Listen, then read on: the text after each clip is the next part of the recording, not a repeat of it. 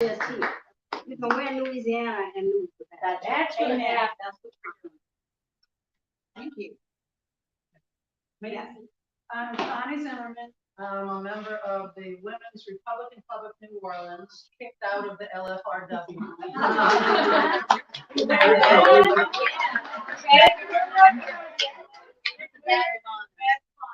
And so I'm also in the Greater Orleans Tea Party. I live in Kenner, and I'm also in the Constitution Boot Camp. And so I'm here because of all the sentiments of everybody here. We're seeing what's going on. It's a long, hard road ahead of us, but I think we can do it. I told you that.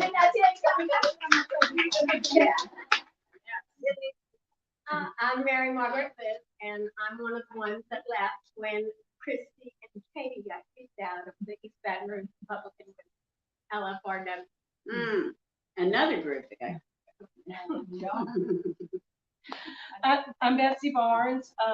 I started with LFRW and Republican Women of Central in 2009 because I did not like what I saw happening in this country. I got very active, very involved. It gave me a place to work with other women, older women at the time. And it gave me really just the inspiration to start a radio and TV show, which I had for almost 8 years, called Rock It Right. I heard on many of the same stations and seen on many of the same stations. I took a break in July because I wanted to switch and do something that was more meaningful to me. For the last 4.5 years, I've been the press secretary for Lieutenant Governor Billy Nungesser. Loved it. Proud to serve my state. Loved it. But I see that we need to shift in a different way. So I took a job that was offered to me by Louis Avalone, who also owns, in addition to several construction companies, also owns American Ground Radio, this conservative talk radio show that's in 40 markets around the country. And it's just bringing truth and bringing that voice out that we have. When you talked about the walls, there's also a foundation. You can't hold a wall up without a foundation. Our country's foundation is crumbling. And so for 3 years on my show on radio, I talked about the foundation of America and pocketbook politics. And then when I started to work with the Lieutenant Governor's office, then I decided I would shift, as I was requested to shift, to more about tourism and the great things about Louisiana. And I did that. But our foundation and our rights are being trampled on. And it's not just trampled on by the government, it's being trampled on by people that live in our own town who don't want us to question the authority of other people without insulting them, but bringing truth to light. And so I'm here because I've known Christy since college, many years of a gap, but I too had an issue with East Baton Rouge Parish Republican women and some double dealing and duplicitousness that I am a Republican, I'm a Christian conservative, but I gotta tell you, I'm disappointed in the way we treat each other, in the way we communicate, and the way we cover. So that's why I'm here, is I wanna help, like Diane, give voice to what is important, what matters, what is real, and what is honest. And so I have the freedom to do that now. I don't have to speak for anybody but myself.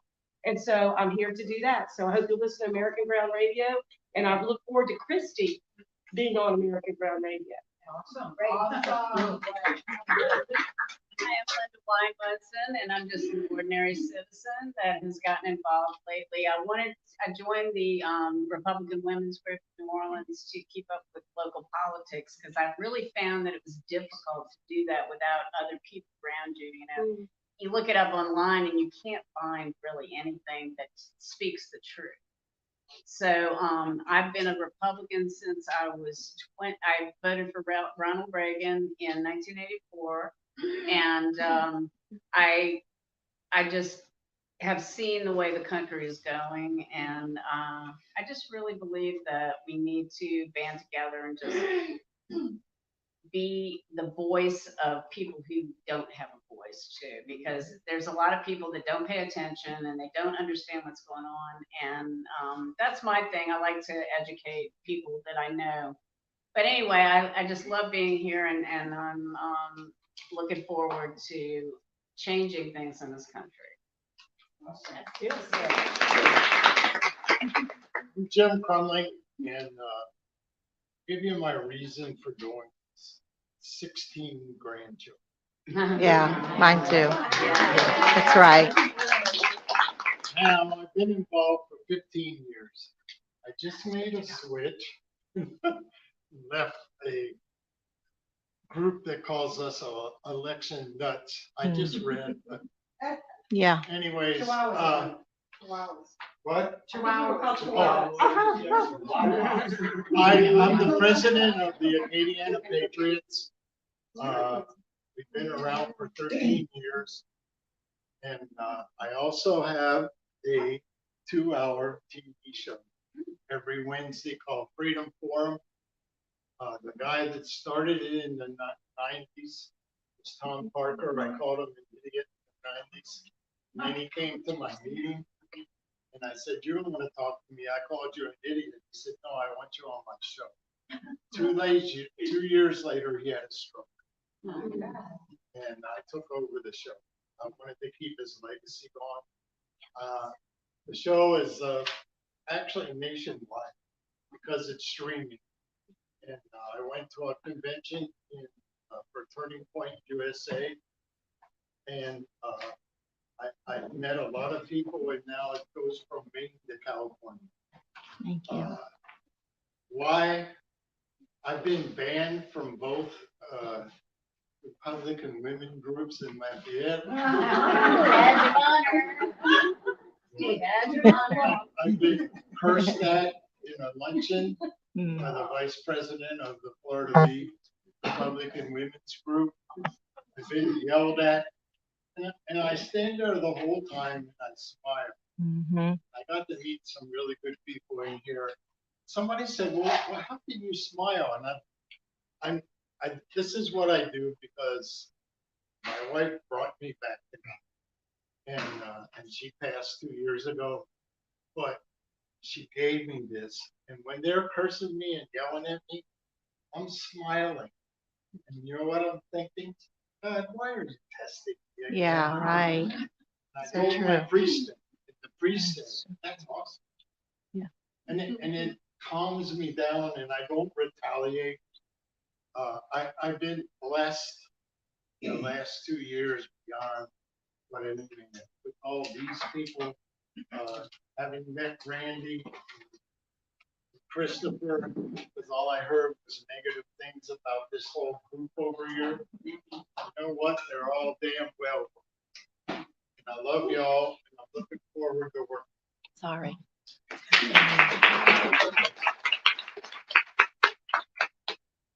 Peace, box. First and foremost, child of God, and disciple of Christ, Amen.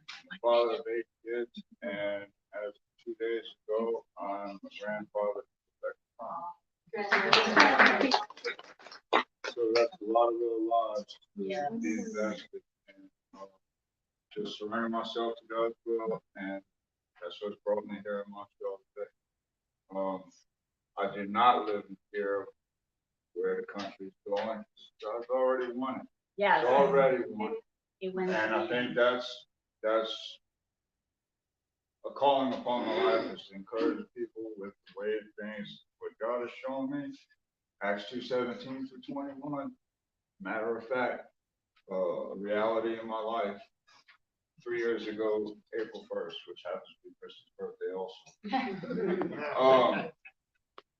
But the discernment that I've been given about the things that have been going on as correlations to scripture, I am without any doubt at all. I have zero doubt that we're going to be all right. Mhm. So keep up the good fight, guys.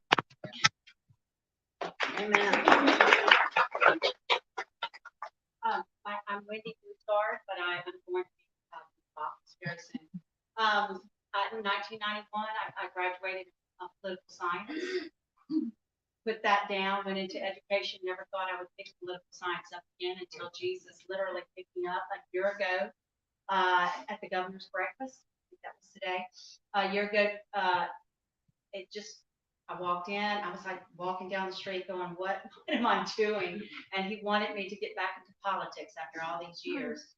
And I just walked in and I just knew. I knew God had given me a word that Louisiana was going to be a light for the nation, and that he was going to use the women particularly to rise up and do great things. I know that things are happening behind the scenes that we have no idea about, both spiritually and physically. Yeah. We have no idea, but I am encouraged, just like Jason. I'm encouraged that I know it looks bad, but I know in my gut that we're going to win this. We're going to win this. And Diane, I want to be with you to get that black vote. You come and call me anytime, any day, and I will stand with you. And I will go wherever you want me to go. I try to say that bullshit, excuse me. Yeah. Well, I'm here to give a snack face. Because I've been at one because I've seen And the what God independent, independent, you have to get in. Well, I'm here to be with you. Thank you. Thank y'all.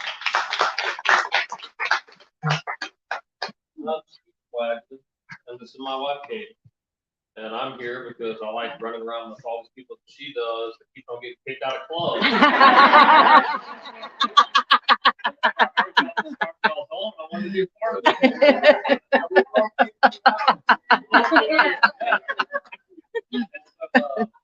But like you said, I'm here because I'm a Christian and I'm a patriot, and I look around and I appreciate all the work that everybody's doing to fight the good fight.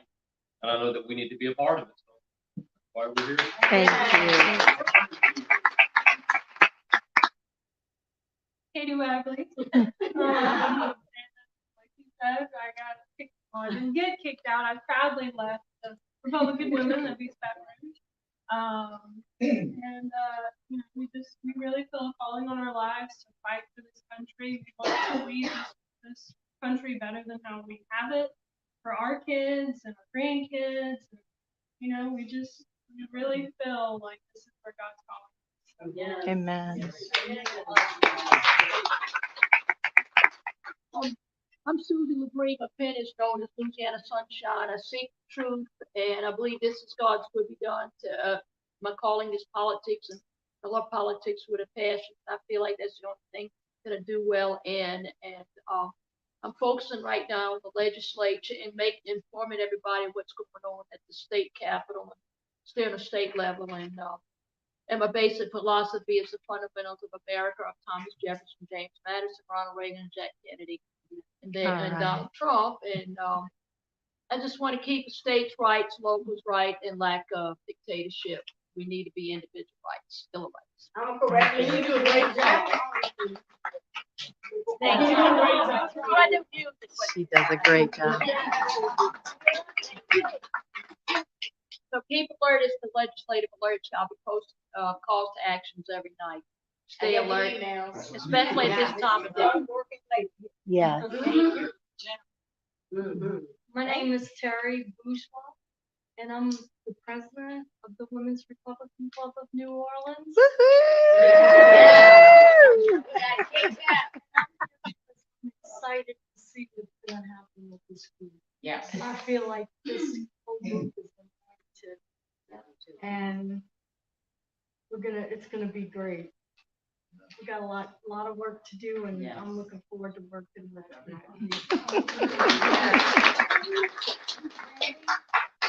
I'm ready to run, and I'm a reluctant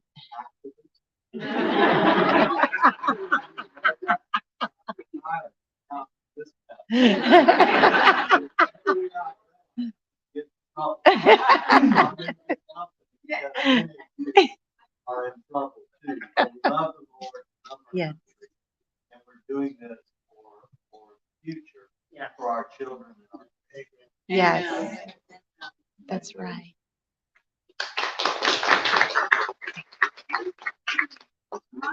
John? Here. On November 4th, God told me to go restore the voice of his people.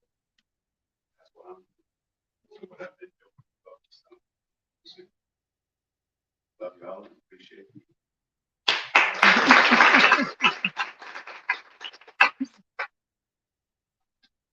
I'm Katie. It's Christopher Alexander. LA founder. Yes, indeed. My name is Christopher Alexander, and able to assist here any way that I can. And I've been instructed by my wife to close every March.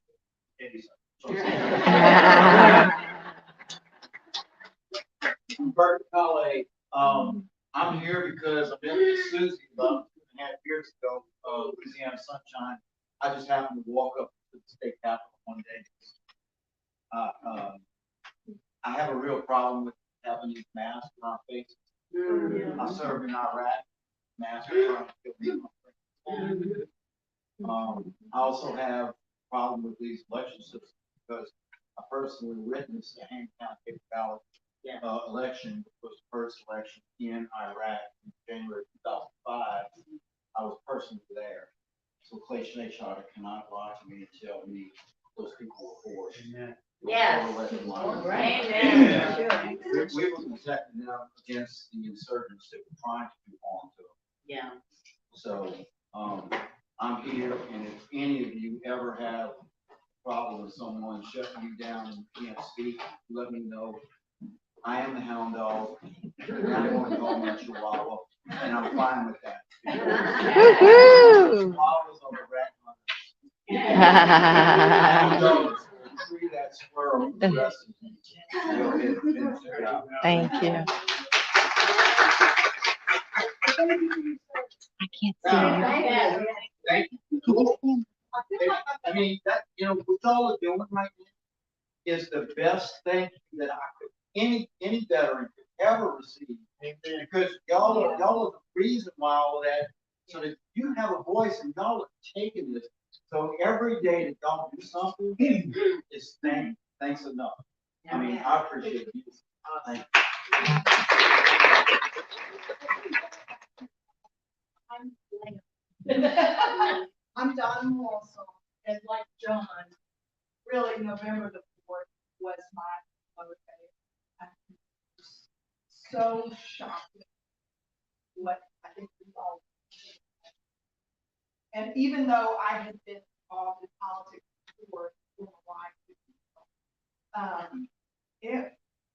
I really, really believe that, my great awakening. I think we're all going through it. And I think that it's for a reason. We've gone through all this adversity. We've been censored. I'm still permanently suspended on Twitter. I keep appealing. I don't know what the deal is. But, yeah, really, that's true. But you guys, I really feel like this is another 1776. Yes. Yeah. And as patriots, and I believe each and every one of us, we are patriots, just like you are. Yes. Yes. Amen. Yes. That's right. I believe that. And we will. Yes, we will. Because like Katie's husband said, that we know how it is. Yeah. But we have to be in that. Yeah. Encourage. So I just appreciate being a part of this group. I was part of a newbie in LFRW, and like him, I proudly left after what transpired there. And so I'm so excited about this group because it's so positive, so inspirational, and I think we're going to get a lot done, guys. I really do. Yes. So, Our great to meet you. lives, our fortunes, and our safe times. Yeah, that. My name is Sylvia James. I'm from Baton Rouge. I'm a Christian patriot. For years, probably like 25 years, I've gone to a retreat in Hot Springs, Arkansas, and they always on Saturday. So I've been aware of what's been happening in the country. And then actually, there were prophets I was talking to when Donald Trump got elected. And huge church that I was in said zip, and most churches said nothing. I was like, wow, God doesn't get the glory for what he's doing because there's a real move of God that's happening right now. So I just opened up my home, cooked some food, and invited some people. And I was also, going down the back channels of information. And we started out with a bit, I had like a little video program to say, it's really good news because there was so much fear or afraid. And I'm like, no, this is awesome. What's going on? This is the heard prophesied, for long that we've been waiting for. And anyway, that group has grown to over 100 people all around it. Oh. And now we rent a little place. And I've always said, group and Christy, like, it's not a little group, but it's just It's an amazing group. and we call it, our motto was an awakening, an oasis of hope and faith for an awakening church. Because, if Christians would wake up and possess the land and go out and vote and do things, we would have anything we wanted, but so many people were doing it. So I'm excited about this. I am totally pulling in my whole group and everything because this is a movement of God. This is like a grassroots, and I'm just gonna back it 100%. When Chrissy and Katie spoke to me and I knew the trouble that was happening, I could see, and I told them right away, I said, this is a split that needs to happen. This is what God's doing all over the world right now. It's a pulling away and an exposure and a pulling away and the authentic. That's what I was just thinking. I was just saying, separate the wheat from the chaff. It is. So, Well, Christ that's said, exactly what I was thinking. Christ said he came to divide, not So, to divide daughter. so I'm very excited behind this 100%. We're doing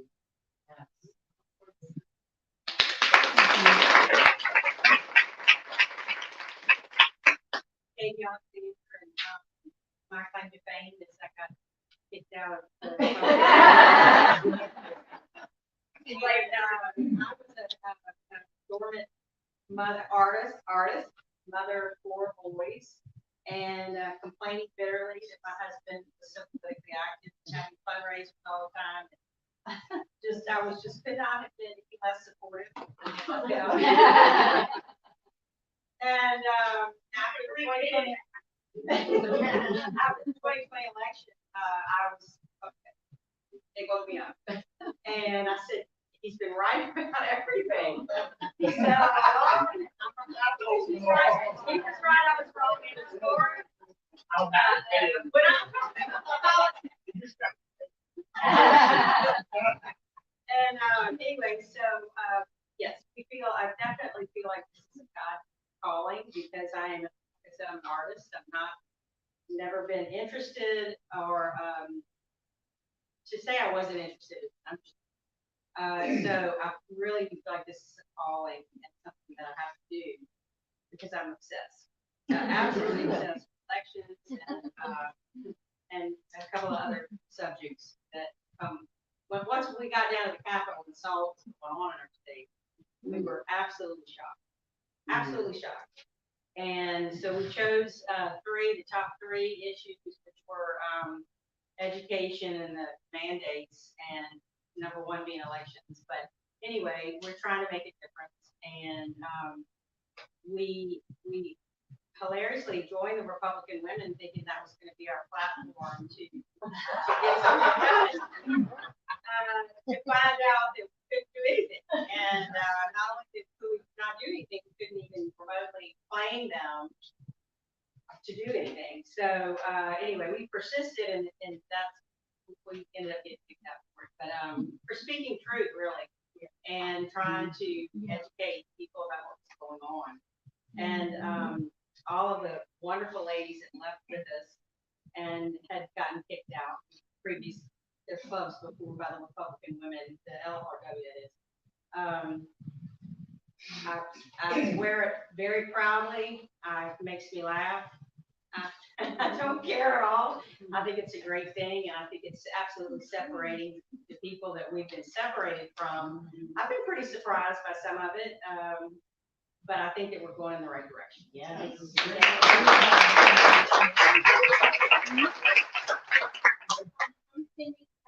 And I left the lady.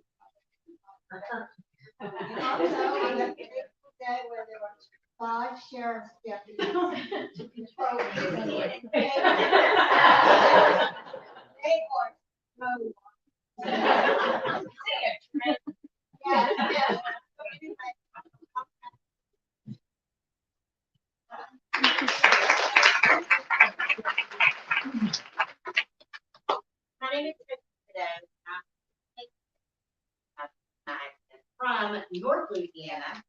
but I am now living in Lafayette.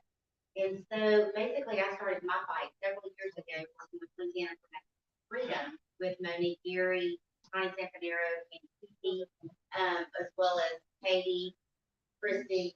It was just a very small handful of us going down the path. We really fight for, against the mandates and what we really believed that was the right thing to do.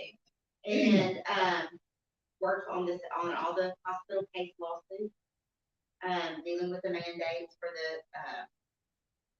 the doctors and the healthcare workers, basically, that were just not, it was either you lose your job or take the shot. So that's what really started this process for me. And then from there, going down to the Capitol, like Katie said, it was just, for lack of better words, a shit show. I mean, it really opened up for somebody that, I was very naive to the process. And it was just, you're sitting back there and you're looking, your mouth is open. You're not believing. We live in a Republican majority state. Yeah. And the Republicans that are just not honoring what you voted them in for. Right. They're all right. The majority of them are right. We got a very select. But anyway, it just, it broke, I know it broke all of our hearts, and it showed us that we really want to make a difference. We really want to take a stand and do the right thing. And, because of all of our faith, we believe in the Lord and He's number one in our lives. And that we're fighting for our family. We're fighting for our grandchildren, and my thing is I'm so excited about this organization simply because I love the fact that there's no name attached except Louisiana Conservatives. That can go so many different ways. That you're not pigeonholed into just a Republican Party. You're not, look, my grandmother and grandfather were conservative Democrats. Way back in the day, that's what you want.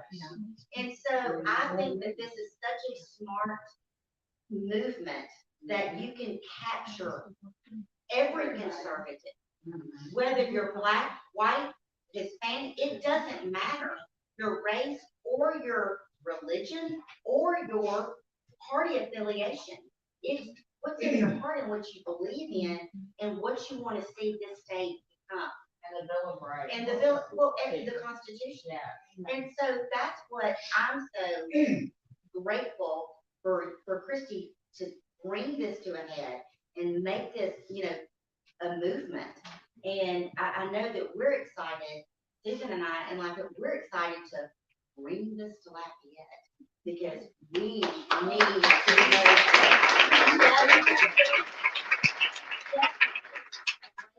that established there because we have got a rhino.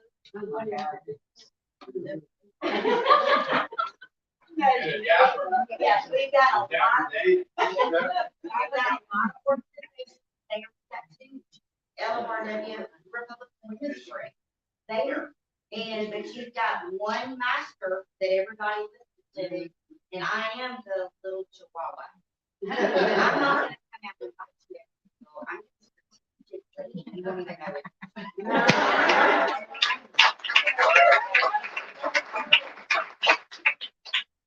Rip their egg. I don't think that's the body parts. I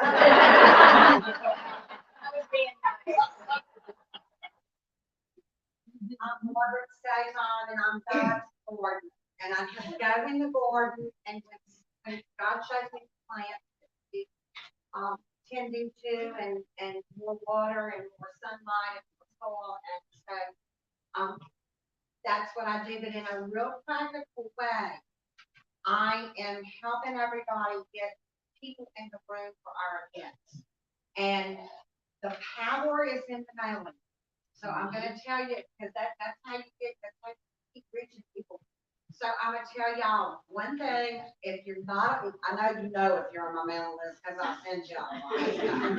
But if you're on, yeah, be patient, because we're helping other people when I do that.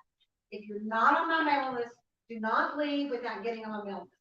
Second thing is media, ladies. I was a blogger. I've done all kinds of marketing and media and press, but I need some nurture, because you used to just blast all the newspapers off, and now we're limited to do, you know, we need to reach conservative media, and I need some help with strategy. And what my request would be, if we could have a meeting group where I bounce some ideas. I don't need y'all to do anything. I know how to write press releases. I know how to execute.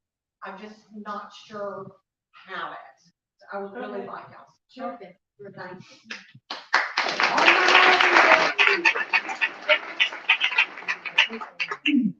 So my name is Susan Benmont, the serious disruptor.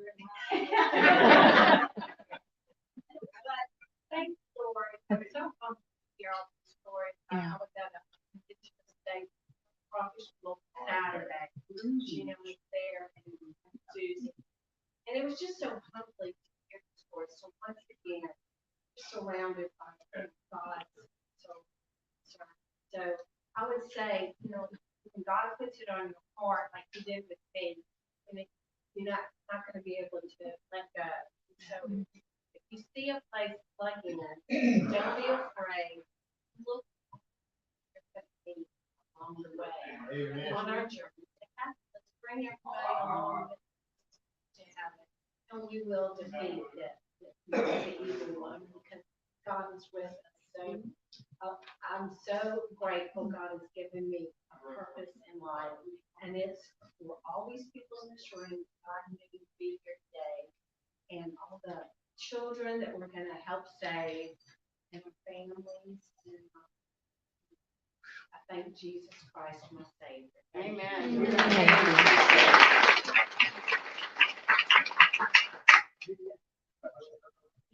I'm Julie Easterling. I'm just a plain old farm girl from North Lawrence. You're anything but plain, Julie. I didn't have fingernails from a graduate school because I mixed feed and I milk cows and carried feed. Okay, so that's sort of involved.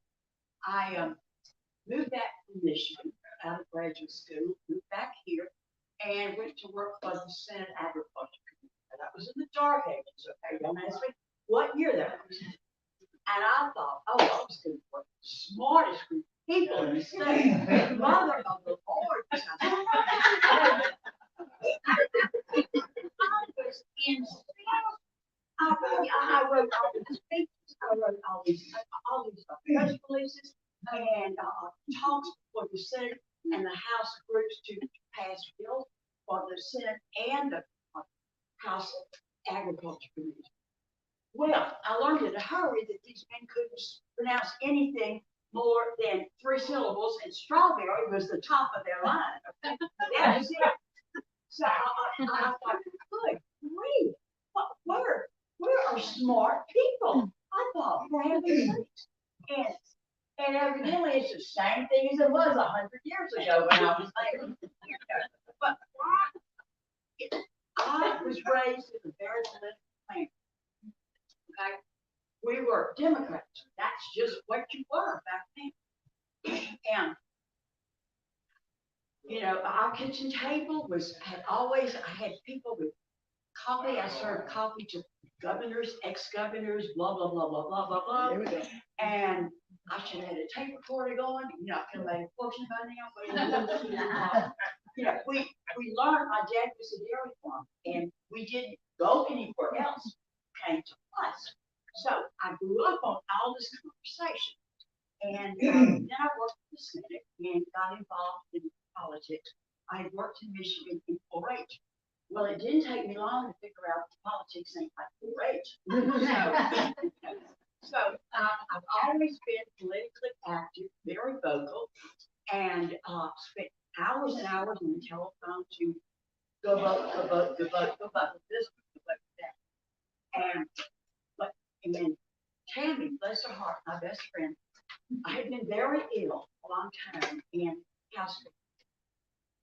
And she said, okay, I paid your lunch. You're gonna go with me to Republican Women. So it was a deal just to get dressed. You have no idea. After 5 years. And so I started going and I thought, this is a magnificent group of ladies. You know, and it's like such a like group of ladies with the same mission. Until January the 26th, the week of that. Well, when Katie and Christy called me, and Katie was, Christy was fired on Tuesday. Katie was fired at 10 o'clock the night before our meeting. I went into friggin' overdrive. I really did. That did. And at this point in my life, I don't have to answer to anybody but my Lord and myself. And if I can look my face in the mirror in the morning when I get up, and I can, you know, I'm okay, I'm fine with it. Yeah, and I know that I stepped on a lot of toes, you know, those LFRW bulldozers, and I really didn't care. Okay, that was my intent. And frankly, I was hoping that woman in Lake Charles, I was hoping she would fire me. Okay, I was daring her. It's like daring, you know, fire me. Well, she didn't. Well, Lynn Cox has been a lifelong friend of mine, and she was almost my sister. And it broke my heart to hug her that day and say, I cannot stay here, Lynn. I can't do it. You know, unless this group divorces itself from Roby Dyer, I am not staying. Well, that'll never happen, Julie. I said, well, no problem. Bye, Lynn. I love you all. And that just broke my heart. It really makes sense. There was no way that I was going to sit there and these two wonderful ladies be pushed out of an organization that they had done so much work. I mean, valiant research, you know, hard work, and brought it back to our club and to the state club, and then be kicked out. I wasn't going to sit there. And so, hey, I walked out. And that was, I was thrilled with it. I had no Thank you for doing that. Thank you. LSU. My name's Rick Hughes. I guess I'm here by default. And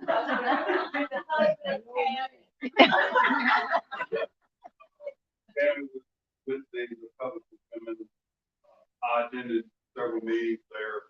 And when I got word of what was going down, Christy and Kim, that we and said, you got to be there. You got to come with me. We kept eating on it. Wasn't right. Wasn't right. So I went and just kind of stood in the gap. And kept thinking about what was going on and had several conversations with Christy as she told me about what she was doing with John and Russ. So I started looking into things on my own and realized that an old dumb welder can build an Excel spreadsheet, and I'll tell you why I did, and manipulate it and formulate it the way that any one of you in this room give me some data to input it, and I can get it to extract what I want. I can do that. I can do it. So there's bad people out there. Okay. So anyway, for a couple of weeks after the kick out of Christy and Katie. The kick out.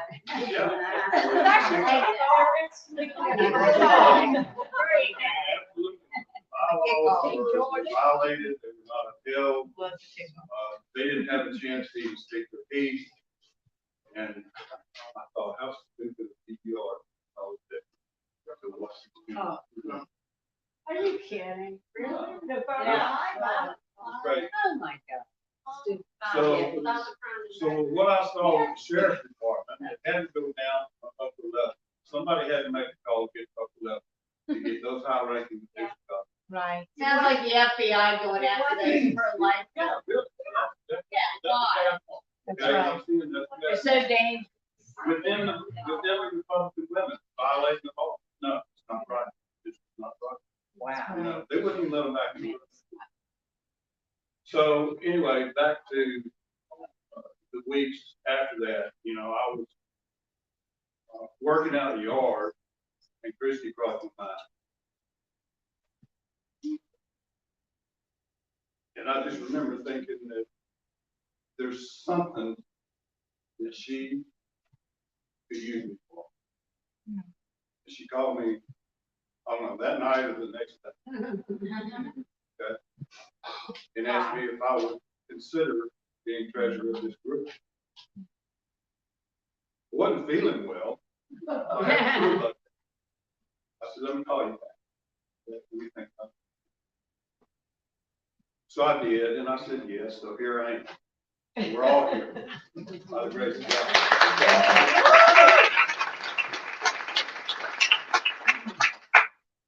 And, you know, I'll say this, it just crossed my mind. Can echo a lot of the points that you guys have already expressed.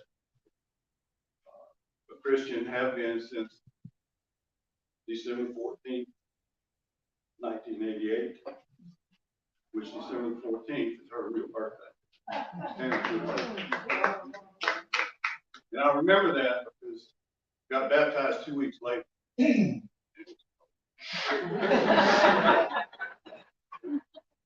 So anyway, enough said about that. I do not have a political background. I don't want. Okay. I'm not a speaker. Never been a public speaker. Don't really want to do that. But make me mad and I won't shut up. So let's get it from her.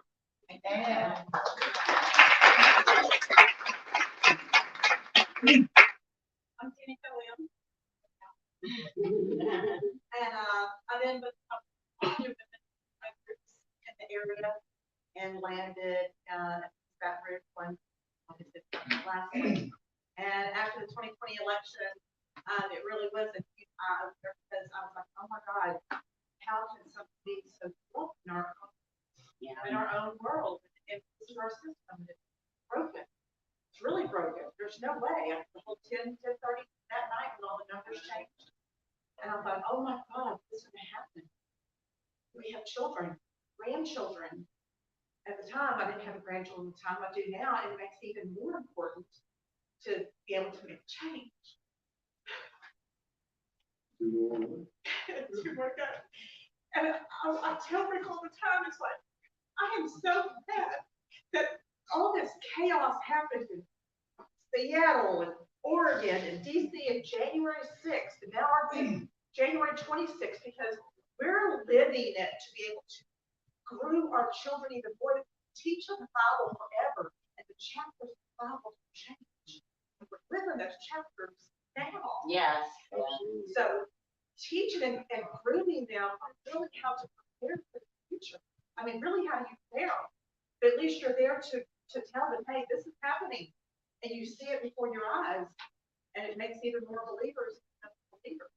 And they're being groomed in the opposite.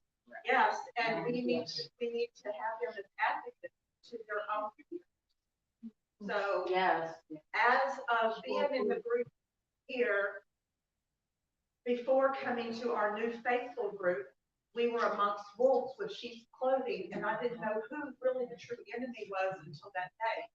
And it was very apparent at that time that I did not part people that were false witnesses and didn't want to tell the truth, no matter how bad it is. Don't lie. So, amen.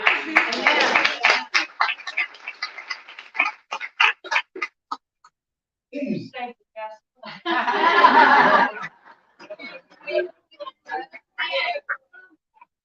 I'm going to say, number 46. I mean, library, where did it come up? Oh. My mother was in the library. I've been thinking about it a lot, so maybe that's. They're crazy. But anyway, I was there that great day. It was, very enlightening. And,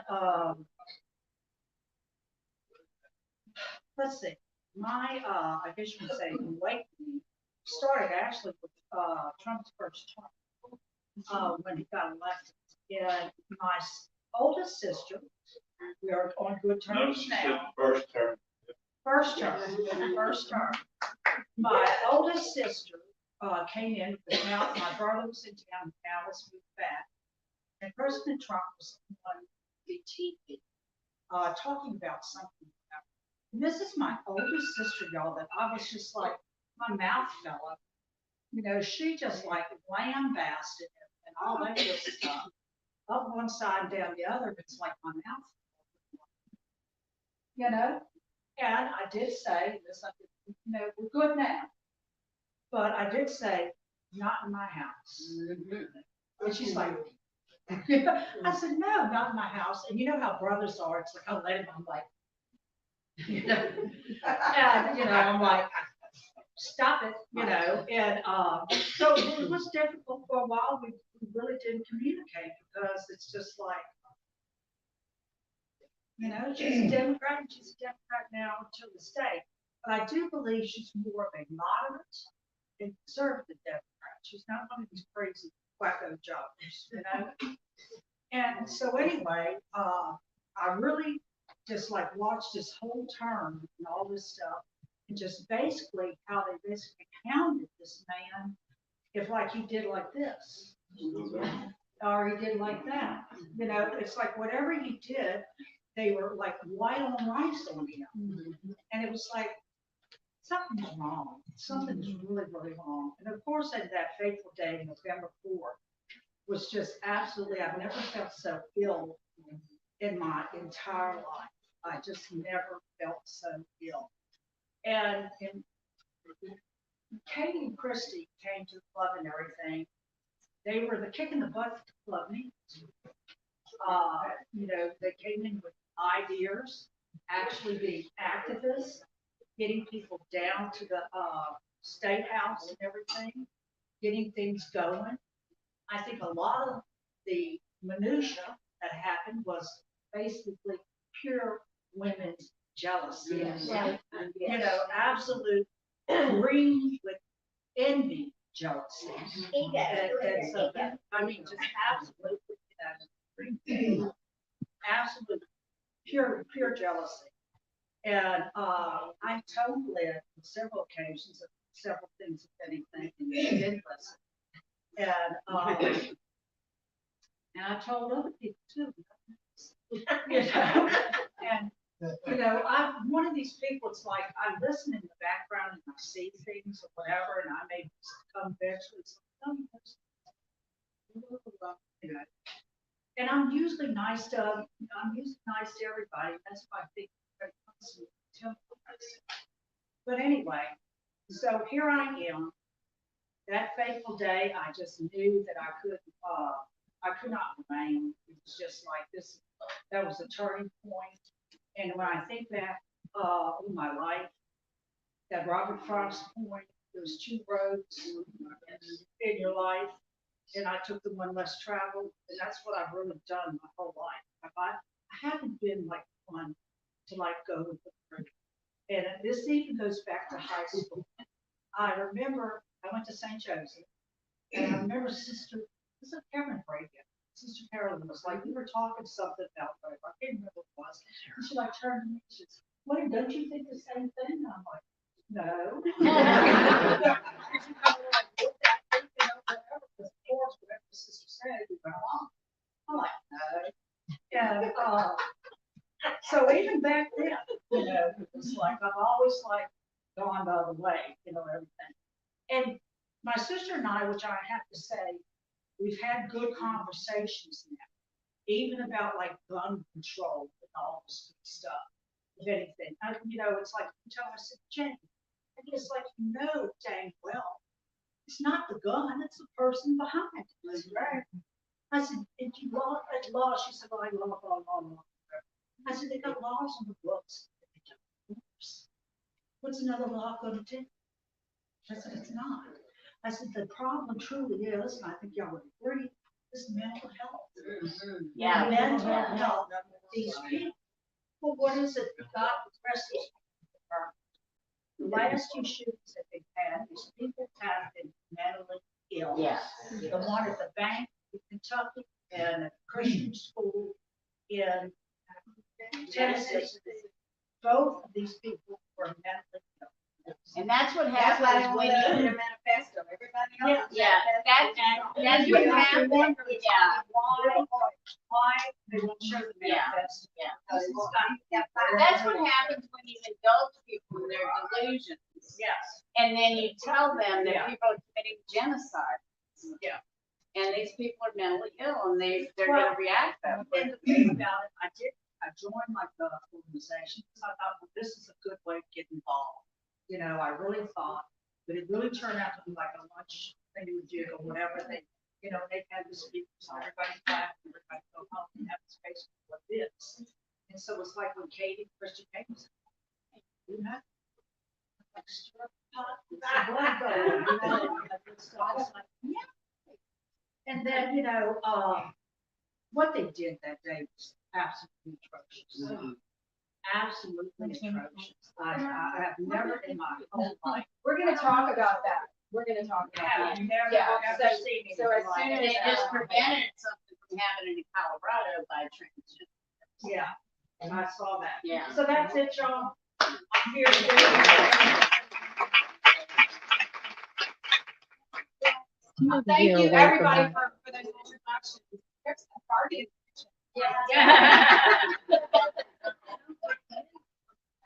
Maybe they can tamp it down a tad. And join this party.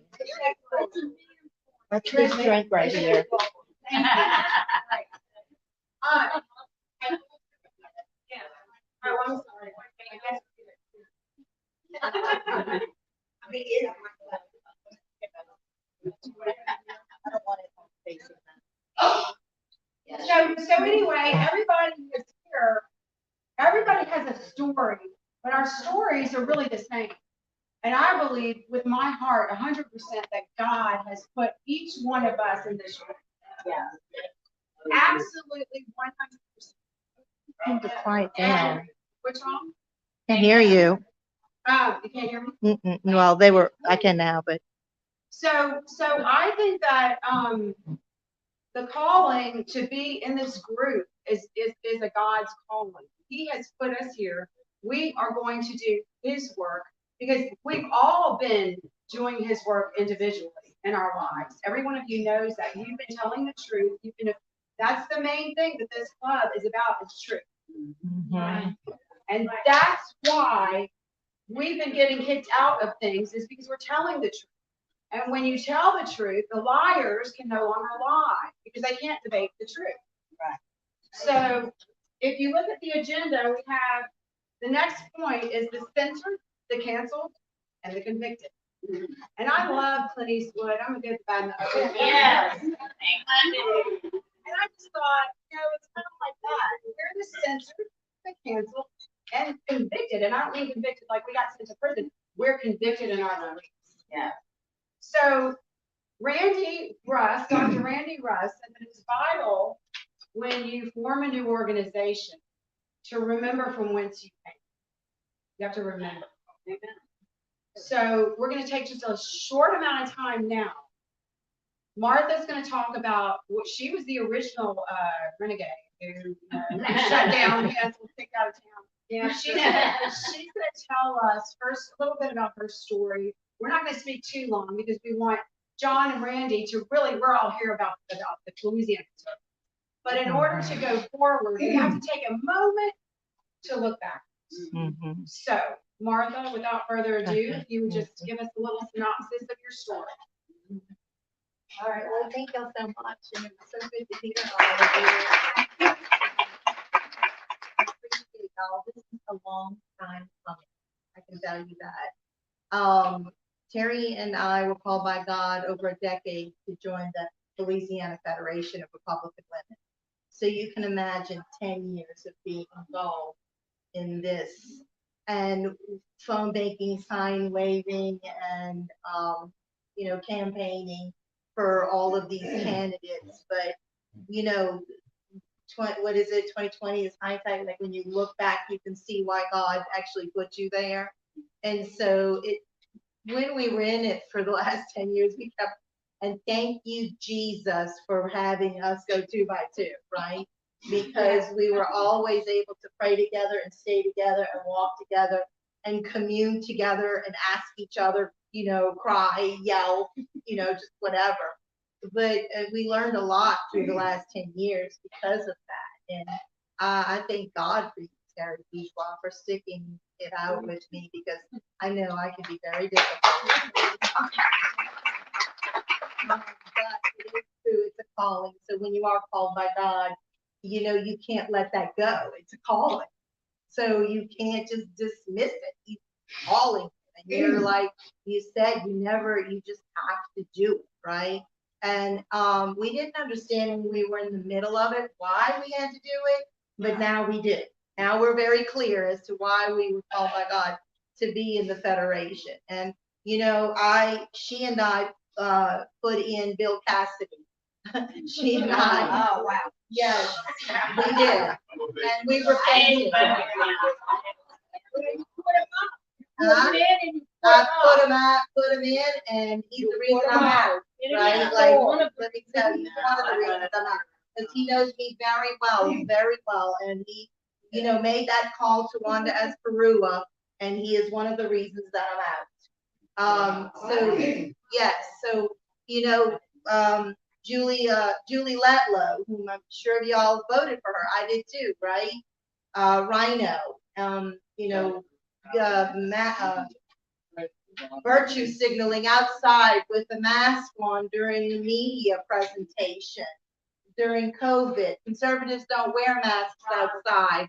We know to be respectful in the midst of all that, but come on, outside, right? I mean, that's a limit for me. I'll be respectful for you, right? In 22. She's what? Julie Letlow was the author of the bill for the national vaccine. Right. And she also signed her, okay, so here's the deal. So one of the reasons they threw me out is because I'm not like the other ladies for lunching. I actually go and look at how they vote. Go figure. You want to go with that, right? So I would go and campaign and we would work, but then little old Martha would go over there and watch how she vote. I'd be like, wait a minute. And then so she voted for her. So I was asking on a live stream to a bunch of the women from the Federation, is Julie a Rhino? Because I saw her wear a mask. And my sirens went off. And Gina Gore, the former president of the Federation, fussed at me and said, no, she's not. So I said, okay, I'm going to go ahead and, believe you and vote for her, although I knew she was. But I did it intentionally just to prove a point. And I went over there and we voted, and everyone voted for her first vote to be Build Back Better for Biden. Oh my God. Our second vote was for green vaccine passports. You cannot get any more liberal, socialist, Marxist than that. So just my little seeing her with her mask, if you have a little discernment, you can pick up this kind of stuff, right? Well, that's all it is I got 3 letters from Wanda Esperua telling me that I was, calling people rhinos when they hadn't even voted. I was right. Maybe you should have listened. Yeah. Cassidy, I nailed Cassidy. I know Cassidy from the beginning. I voted for Rob. Yes. So I nailed Cassidy after I campaigned for the first time. I learned my lesson and I went and we had that other guy, Dustin, remember? Dustin, Dustin, And we brought in a conservative to run against Cassidy, and the GOP would not endorse him. They were endorsing Cassidy. And by that time we had woken up to what was going on. And so, it wasn't very long after that, there's another issue with a little boy who had been sexually trafficked through the judicial system in Jefferson Parish. The judges used the court systems. They weaponized the court systems against the mother and took the toddler from the mother and gave the baby to his alleged pedophiles, who, by the way, is a Republican. And the judge is a Republican. And all of this is on the Republican side. And so I was in the Republican. I want to know which Republican. I don't know. What do you mean, which Republican? Which Republicans? No, these guys are Republicans. The Judge Rowan, Judge Cleese, Hearing Officer Paul Whitting. I'm not afraid to name their names because they need to be named. Yeah, that's right. Right? That's And right. so when I started doing this, Roger Villery, the RNC chair, told Wanda Esperanza to silence me, that I could not speak for justice for Jace. And I was advocating for him because the mother had actually came to my doorstep and knocked on my door and asked me, first of all, for prayer. And second of all, if I knew I had any connections. And at that time, I was very well familiar with all of the lieutenant governor. I had known them all, 10 years in it. So I reached out to everyone that I knew, and none of them would even give me, only one would give me the time of the day. Billy Nungasser. And so I gave him a thumb drive of all the evidence, that nothing ever came up of it. And right now I'm being sued by the alleged pedophiles to silence me. And I'm about $25,000, $30,000 into it. And Jeff Wittenbrink is my lawyer. And I'm not. I love Jeff. Yeah, and I'm not going to stop. I know that when God brings you to, when it comes to you, God will bring you through it. And so he provides everything, all of our needs. And, I know in my heart, because I sat in the courtroom, this is not secondhand information. I sat in the courtroom on 2 different occasions with Judge Cleese and Judge Rowan, and I was a witness to the trial. So I saw how they used the court systems to weaponize it and dismiss all of the evidence. And it was so sad. It was so upsetting. And now he won't, and coincidentally, he is now allotted, Judge Rowan is now allotted my case. He is now my judge. Oh my God. Now you tell me that's not corruption. Yeah. He ruled in favor of the alleged pedophiles, Andrew Fairbanks, and now he wants to be the judge for my case against his father, Joseph Fairbanks versus Martha Huckabee. He will never rule against himself on that first case. Never. He will rule for the Fairbanks again. So I'm not being given justice. And so, but it's okay because I know God's got it, and I'm not afraid. I have no fear whatsoever. And these are the reasons why the Federation removed me, because I was advocating for the little boy on my time, on my page, and my money. The Republican women even spoke to us about trafficking. Right, and so I had gone, the Federation holds a biannual meeting every 2 years. And for the last 6 years, I attended these biannual meetings where the FBI agent had talked about Jeff Landry's child trafficking department. So I went up to that FBI agent and asked for his card so that I could give it to the mother, Brooke Beninati, so that she could have the FBI investigate. The FBI is involved, the social services involved, Children's Hospital is involved covering this stuff. When I tell you it's a local deep state, Trump is right. So what about Trump is right. Well, I don't know anything about him except for he said he couldn't do anything because it was a civil matter, and this may be true. So I don't know anything about it. Like I'm not going to speak bad about Jeff Landry and connect him to that. I'm not going to do that. But I do know he couldn't do anything about it because it was a civil matter. And then, fast forward now, here we are, and that's why I was removed personally. We're in the appeals court process now, and he did not him personally, but his office did go through the appellate court, and we got no reason. They're not going to give us the appeals because we're trying to make Rowan recuse himself, and they won't do it. So the Women's Republican Club in New Orleans was thrown out because I was advocating for this little boy. I was removed because I was advocating for this little boy. I was removed because I was pointing out the rhinos, the Republicans in name only. What? On my own personal page. I was removed because I was pointing out the rhinos. And so that only tells me that I must have been doing something right, because if I'm doing that, that was no reason. And then the 3 letters that they sent to me, they lied on all 3 letters, but I was smart enough to rebuttal them line by line. And I sent them a long answer back. And so I have all of this documented. Everything is documented. And you know what? God knows the truth, and I think it'll all be eventually revealed. It'll always come out. And that's why I'm really thankful for this room. You may have said something earlier, but I missed it. Where's the boy now? The boy is still with his alleged abusers. He was stripped from the mother, Brooke Beninati, completely. She has no parental rights. She has to pay $80 a week to see her son in a supervised center. She cannot see him outside. And there's actually a video on Liberty or Lockdown Facebook. Trust me, when you see it, you'll see the boy performing fellatio on the trunk of an elephant like he is at 3 years old. Nobody knows that. No child knows how. That is a child who's been assaulted. So it's disturbing, but God's got it. And I don't want to take any more time, but that's why we were removed. That's why I was removed. And then when I was removed, because we ran a well-oiled, well-ran, we had a board, an executive board, it kept going.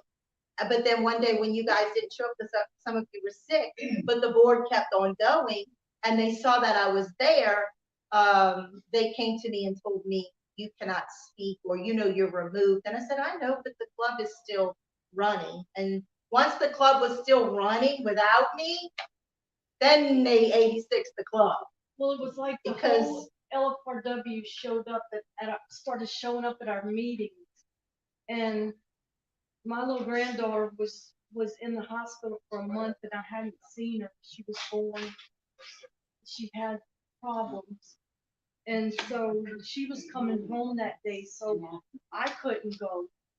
And yeah, there were legitimate reasons why some of the board couldn't show up. Okay, there were like really legitimate reasons, and they didn't want to hear that. And because I ran that meeting that day, they decided to 86 the entire club from the Federation, which, by the way, the Women's Republican Club of New Orleans is the oldest club in the state of Louisiana, and it's been around since 1938.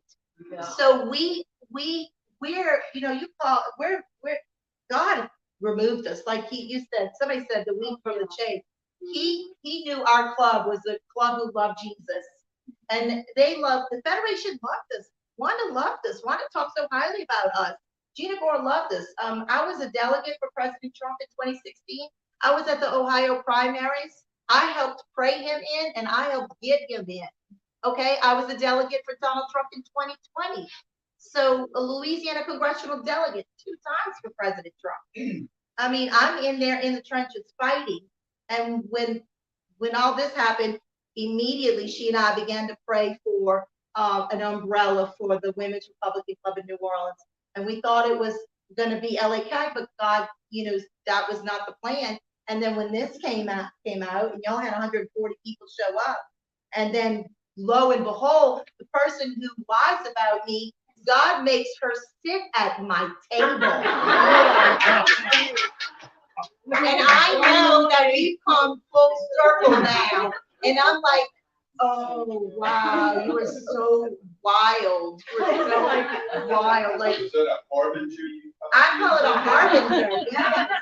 Like a sign from God. We get in the car, we drive an hour back to New Orleans. The whole time, I'm like, can you believe God made one?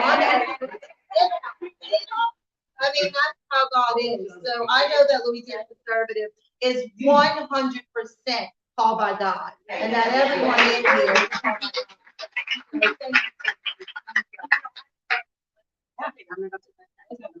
But we cannot win with the rhino. We can never win legislation.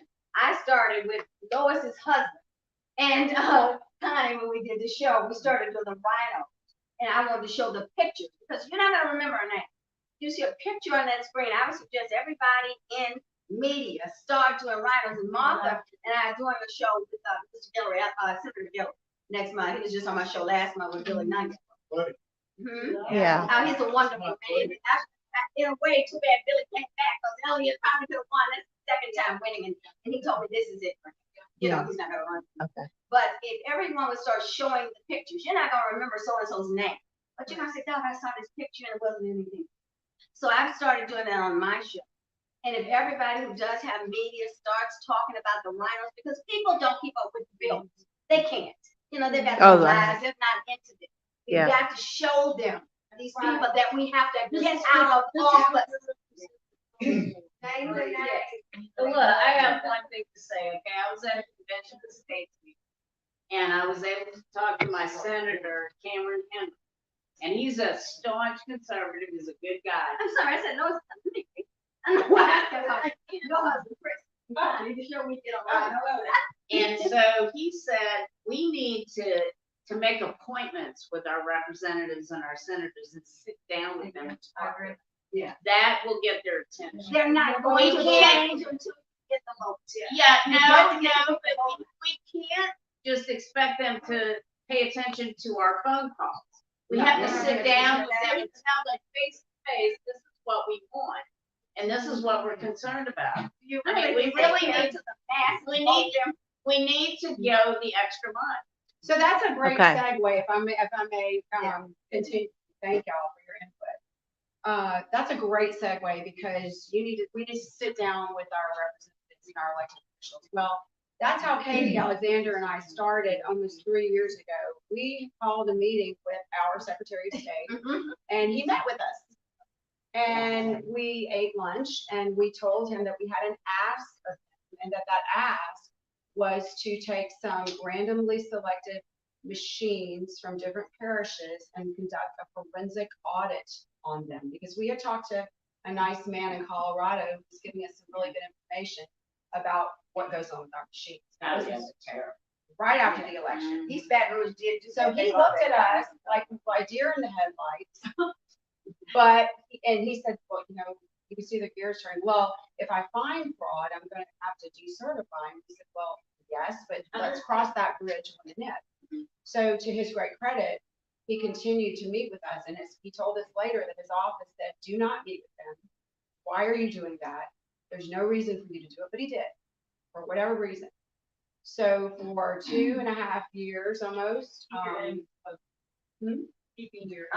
So he knew what was going on. That's exactly, we know That's that. it. We know that now. Yeah. But, so we formed an election integrity group, Dr. Russ, John, you know, me, Katie, you know, it became a big group. Or a lot of you in this room are on our team, you know, it's an election integrity group.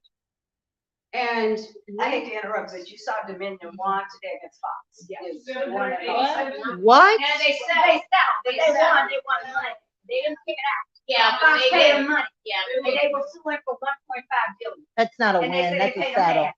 yeah, it's a settlement. It's not Yeah, but really it's a win. money. They got a lot of money. They say over half. Yeah, but it's not really a win. It would have been a win if they had shut. They didn't want to go Fox for down. the If Fox. they Didn't had- want to. Y'all, we're gonna talk after. Yeah, yeah, yeah. I'm sorry. It's okay. I know you get excited. Yeah. Passion is good. But so anyway, so we continued to meet with Kyle. Our group met with Kyle. We brought in experts, national experts that worked with him professionally and privately. And You're talking about Kyle Arden. we're talking about our Secretary of State, Kyle Arden. And he met with all of these people. He had a voting systems commission that he formed with Senator Hewitt. And they let people come in, whoever, you know, wanted, we brought people in, and they talked about the fraud in the United States, and specifically here in Louisiana, because some of those people were put on retainer for our state to do the deep dive on our state. Okay, Randy, John were they were an integral part. They were the guys that were connecting with these people, these national experts. They talk to him every day. So fast forward to the LA GOP convention, and Kyle is opening the convention, and he has no idea who these election experts are that are coming to his state to talk about the fraud. I mean, it is. So, you know, we're working with him so closely. So I said, you know, you've got to have the optics of knowing You don't know. So I wrote his speech, and he read his speech, and it made it look like he knew who these people were. You know, we're helping him as much as we could possibly help him. We're telling him, if you do the right thing, these guys had the experts giving him checklists. Oh, and he got a standing ovation. Check Everything. Oh, yeah, I was wondering. I mean, he did. They loved what he said. He did the right thing. But he got a checklist. Do this, then after you do that, do this, then after you do that, do this. No brainer. He didn't have to think about it. All he had to do was do it because it was the right thing. And all the experts agreed. And he did. And he didn't. We thought though, you know, ERIC, E-R-I-C, the acronym, it's a voter roll cleaning system that ostensibly cleans the voter rolls, but instead uses the names that it gleans to cheat. Everybody knows ERIC. Yeah. We were one of 31 states, 32 states contracted with ERIC until we brought him the information about ERIC. He did his own due diligence and severed the ties. So we're like, well, he's still working with us. We put a muscle on it politically, and he blinked. That's true. He doesn't deserve any credit. You're right. I still have a hard time. I still kind of give him credit. That's fast. Unfair. Right. Called the donor strategy. So anyway, That's a big donor. so the Eric situation, he severed ties, you know. We go to Missouri and we're meeting all these people from other states doing the same thing we are. Mike Lindell's coming. And when we say we're from Louisiana, they're like, oh my gosh, you've got that rock and roll, you know, rock star Secretary of State. He's never ties with Eric. I wish that our Secretary of State was like that guy. And we're like, you know, Colin Powell, rock star. You know, he's a really, I mean, I put it all over Facebook. so in October, I was the fundraising chair for the Louisiana Federation of Republican Women. I got to stand up and make a 3-minute speech. I used my time during that speech, instead of talking about fundraising, I talked in the event that we were going to have, I talked about what transpired in that room right there with our Secretary of State and a national expert, Dr. Douglas Frank.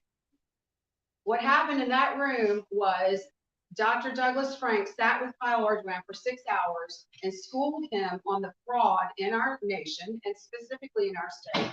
After 6 hours, Dr. Frank asked for Kyle's permission to have a white hat hacker attempt to hack into our election management system in real time. Permission was granted, and he was successful in 3 minutes. Yeah. I told that And he's story. still saying it's secure. I told that story at the Republican Women's Convention, and their collective head exploded. They told me that I had thrown our Secretary of State under the bus, which I did no such thing. I merely related a factual story. And successively, there was a chain of events. I was called by our Region 6 VP, who's actually in our local chapter. I was the vice president of our local chapter, the East Baton Rouge Republican Women.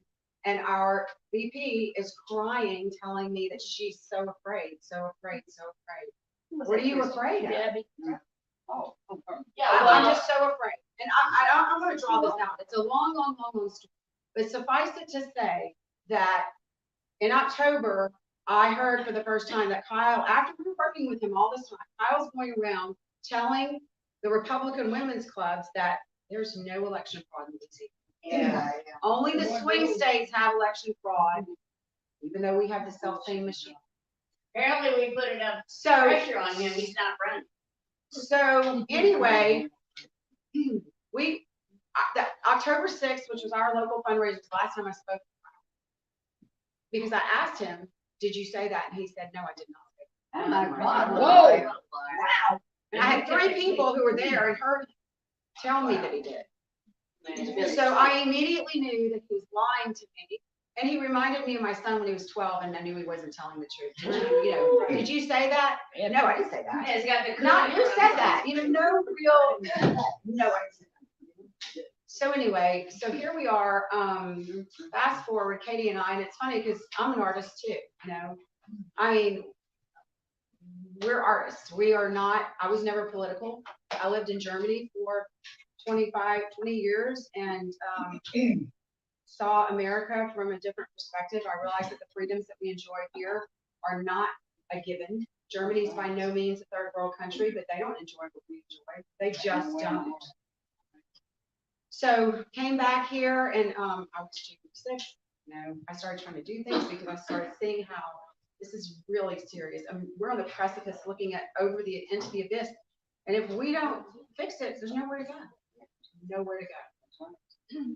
So I got an email kicking me out of the Republican Women from Robbie Dyer, but this is post Robbie Dyer in her newly elected position as the president of LFRW, the Federation, wrote a letter to the entirety saying that Dr. Randy Rush, John Scanlon, Christy Hike, and the rest of the election integrity group were not allowed to be invited to any Republican women's clubs. And if they were to be invited, that club would be potentially subject to closure. So it was a censorship letter and a threat letter. They use Martha as saying, And they used Martha's Club being closed as a threat, as an example of this is what We need to get some bylaws of the state. they wrote their own bylaws. They wrote their own bylaws. Katie and I never broke any bylaws. They never told us why we got these letters saying, thank you for your interest in membership of the LFRW, which we never sent any letter. We were members in good standing at the time. And officers. And state. Fundraiser. That's right. State fundraiser and vice president. Anyway. So I get a phone call from the restaurant where we have our meetings, and they're saying there's a threat against tomorrow's luncheon. Do you know about that? I said, it's probably, I'm the threat. I'm dangerous. So Katie and I, Representative Kathy Edmonston, rode with me to the, Katie was already ahead of us. We all go to the event, the luncheon. And when we get there, our phone, before we got there, our phones are blowing up saying that Debbie Keeney is outside with 5 sheriffs waiting for us. So we get there, Kathy Edmondson walks in, I walk in, and I'm signing in at the table because when you, December 31st, everybody's membership expires. But the protocol and the tradition is that when you go to your January luncheon, you pay your annual fees and you are a member in good standing, right? Everybody does that, right? So I walked in to the table to sign in. Katie walked into the sheriff's deputy standing here, and he's, ma'am, you can't be in. I looked at him and I said, why not, officer? And he goes, because you're not a member. And I said, well, actually, I am a member. And he said, nope, your membership expired December 31st. And I said, well, everybody in here's membership expired December 31st, but there, I said, I paid for my lunch, can I? And I said, there's some men in there, and they're not members. And he goes, they were sponsored by members. I said, well, anybody in there will sponsor me.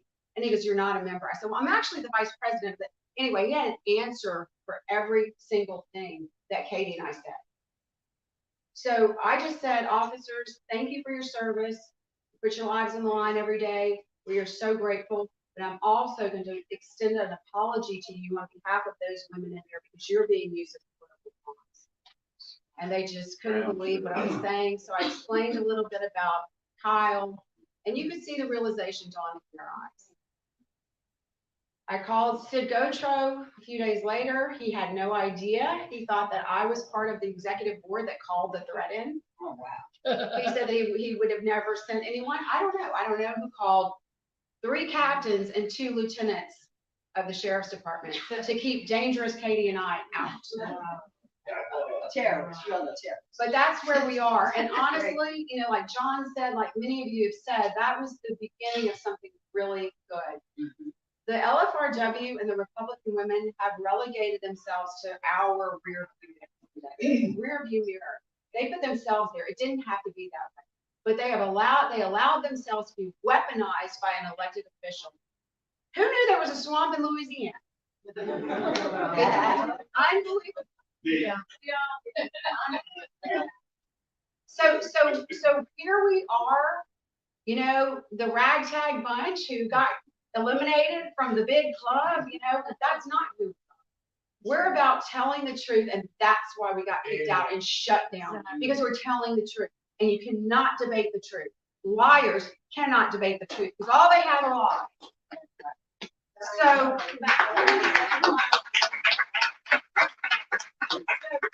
that's the backstory. That's the looking back. That's the remembrance. And now Go ahead. Oh, okay. When you finish. Well, I'm finished. I'm just going to introduce, John and then Brandy's gonna speak. Did you have a question or I something? just, one quick question. Sure. I've been waiting for a little over a year for this. Y'all went in that room and Dr. Frank was there. What are some of the, like in bullet point forms, he spent 6 hours. What were some of the things that he was pointing out to him about this, our machine, our issues? I took Do you notes. remember? Yeah, well, I can't tell you right now so much. It was everything we already knew. Wait, We I'm wrote just them on confused. my table before Dr. Frank left. Yeah. Yeah. To sit down with Kyle, and Kyle danced the entire time, not wanting to commit to, we were asking him to do things that would help secure the election. Like look at certain points of the machine, certain points of the system. Yes. And let us pull those Very specific points that he would have to commit to. An interesting detail is Dr. Frank and I were supposed to be together with Kyle called, asked that I not be And he asked that nobody be there. I was not supposed to be in that room either. But I brought him some water and he goes, come sit. You want to know the worst part? We were working through channels that if we were to do these things, there were no promises, but we were going to get him a Trump endorsement. We were going to commit. Dr. Frank's got connections, and we were talking about other people. We were going to get him a Trump endorsement. Yeah. I've got one more thing and then I want John to come up and tell us about our mission. This is entitled Louisiana, and Bert, you posted this, so you'll know what it is. I just learned that Kyle Ardoin, former president of the National Secretary of States Association, will not be continuing his post. Fine with me. I met with Ardoin privately for 6 hours following the 2022 Louisiana State GOP convention and showed him in real time how vulnerable his state elections are. Ardoin agreed, and we launched a strategy to secure Louisiana's elections. Mike Lindell endorsed the strategy and made a special trip to Louisiana to support Ardoin. However, Ardoin subsequently reneged and today even denies meeting with me privately, despite affidavits from the people that provided my transportation and hosted the meeting. I was sleeping in my house. So we got affidavits to this? Yeah, I suspect that someone got to this. My friends, the people who now centrally manage our elections, are not going to relinquish control of them without a fight. Recently, a senior national official told me, Dr. Frank, you have no idea the forces you are up against. He may be right, but I am learning. And in the meantime, Louisiana's citizens will continue to be denied their constitutional right to elections that have integrity. Well, not if we have anything to do about it. Right. John Skinner. So I talked to Dr. Frank yesterday, about 30 minutes before that was written, and prompted him to do that. So I wanted to come, they made me come talk about other things, but I gotta make an announcement. I'm gonna use a little fake horn. Okay? The Marshmallow Man is officially roasted. Right? It is thanks to everybody here. You know, we're not being mean people, but the pressure got to it, the truth got to it. So I hear about the different groups and the problems today.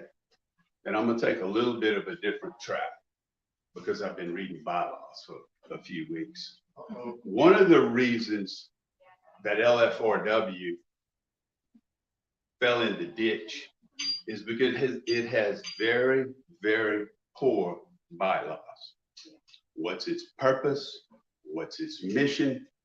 And when you read through it, what you basically understand is it's a political lackey. That's all the bylaws really are. So what happens over time when you write poor bylaws is people get to define who they are as they sit on that board. So when you have good board members, you can have some good things happen. When you have poor bylaws, is running the ditch. And now when God separated the wheat and the chaff, we see if you had good bylaws, I'm not going to say that any of this would be totally avoided because bad people will be bad people. But if you had really, really, really, really good bylaws, that group might not be where it is today. But it was so general. You know, the chairmanship and how you collect dues and per month, that's all kind of just for lack of better words, window dressing. You got to work on the meat and the substance. Does that make sense to you all? So look, it's going to take us a little while, okay? And the sausage is not cooked, but that's what we've been going through. Is we've been reading step by step by step, and it's been a little bit like the founding fathers of what do you really do with this thing? What is your purpose? What are you trying to accomplish? So, and I said this for you all in the presentation. The Woodrow Wilson days and before, do y'all know how United States senators were elected? It's important to know. Who knows? By the state. By the state legislatures. That's right. So what? So what? What's the big deal, right? But it's a really big deal because those legislators, those senators were elected by the legislature and they got sent to represent. Who'd they represent? If it was Bill Cassidy and Foghorn Leghorn, what's his name, Kennedy, and they were, our state legislature was the ones who picked them, and we sent them to Washington. There was no campaign funds, none of that. What would they go do? They would represent the state of Louisiana. Huh? It wouldn't do anything. Well, they'd be representing the state of Louisiana, and right now, the way campaign funds are, U.S. senators aren't representing anybody except who's putting money in their coffers. So the point is this, what we have organized, and Dr. Russ is going to talk about this, is each region is going to be like its own state, is what we're going to recommend, okay? Each region will have its own chair. We hope that there'll be one set of bylaws and it's adopted by all 6 regions. But then I keep mentioning the senator. What does he mean by, a senator? So we're going to have rules where those 6 that go and lead in a certain very narrow restricted purpose don't have power. They're not going to have power to kick out clubs. These bylaws will kick out clubs if you write the bylaws the right way. Okay? It'll be self-regulating if we do it right and we write the bylaws the right way. But the main purpose is this, and it is about writing legislation. It is about us writing. I'm tired of them writing legislation, aren't y'all? Yeah. Aren't we all smart enough to write legislation? So those 6 people, narrow, limited, but very, very, very powerful. And they're going to have a functional job. They're not going to, we go bow and kiss their ring, these 6 people. It's going to be a worker bee type of function. And it's going to be set the schedule, get the process to get the legislative ideas through all of the groups. Then those 6 people are going to have to whittle it down to what we think is 5 or less items that are statewide legislative issues. Okay? I make it sound simple when I stand up here and say it, but the devil is in the details of that. And what is the exact committee's purpose? And there's more than one committee. There's ones that's got to do the calendar. There's ones that's got to handle the functionality and the crafting of the legislation. There's another group that needs to train on advocacy. That's all, and we all got lives too. There's a lot of detail in that. Okay, so let's see. I think I've covered basically what I'm going to say is that's kind of the big umbrella.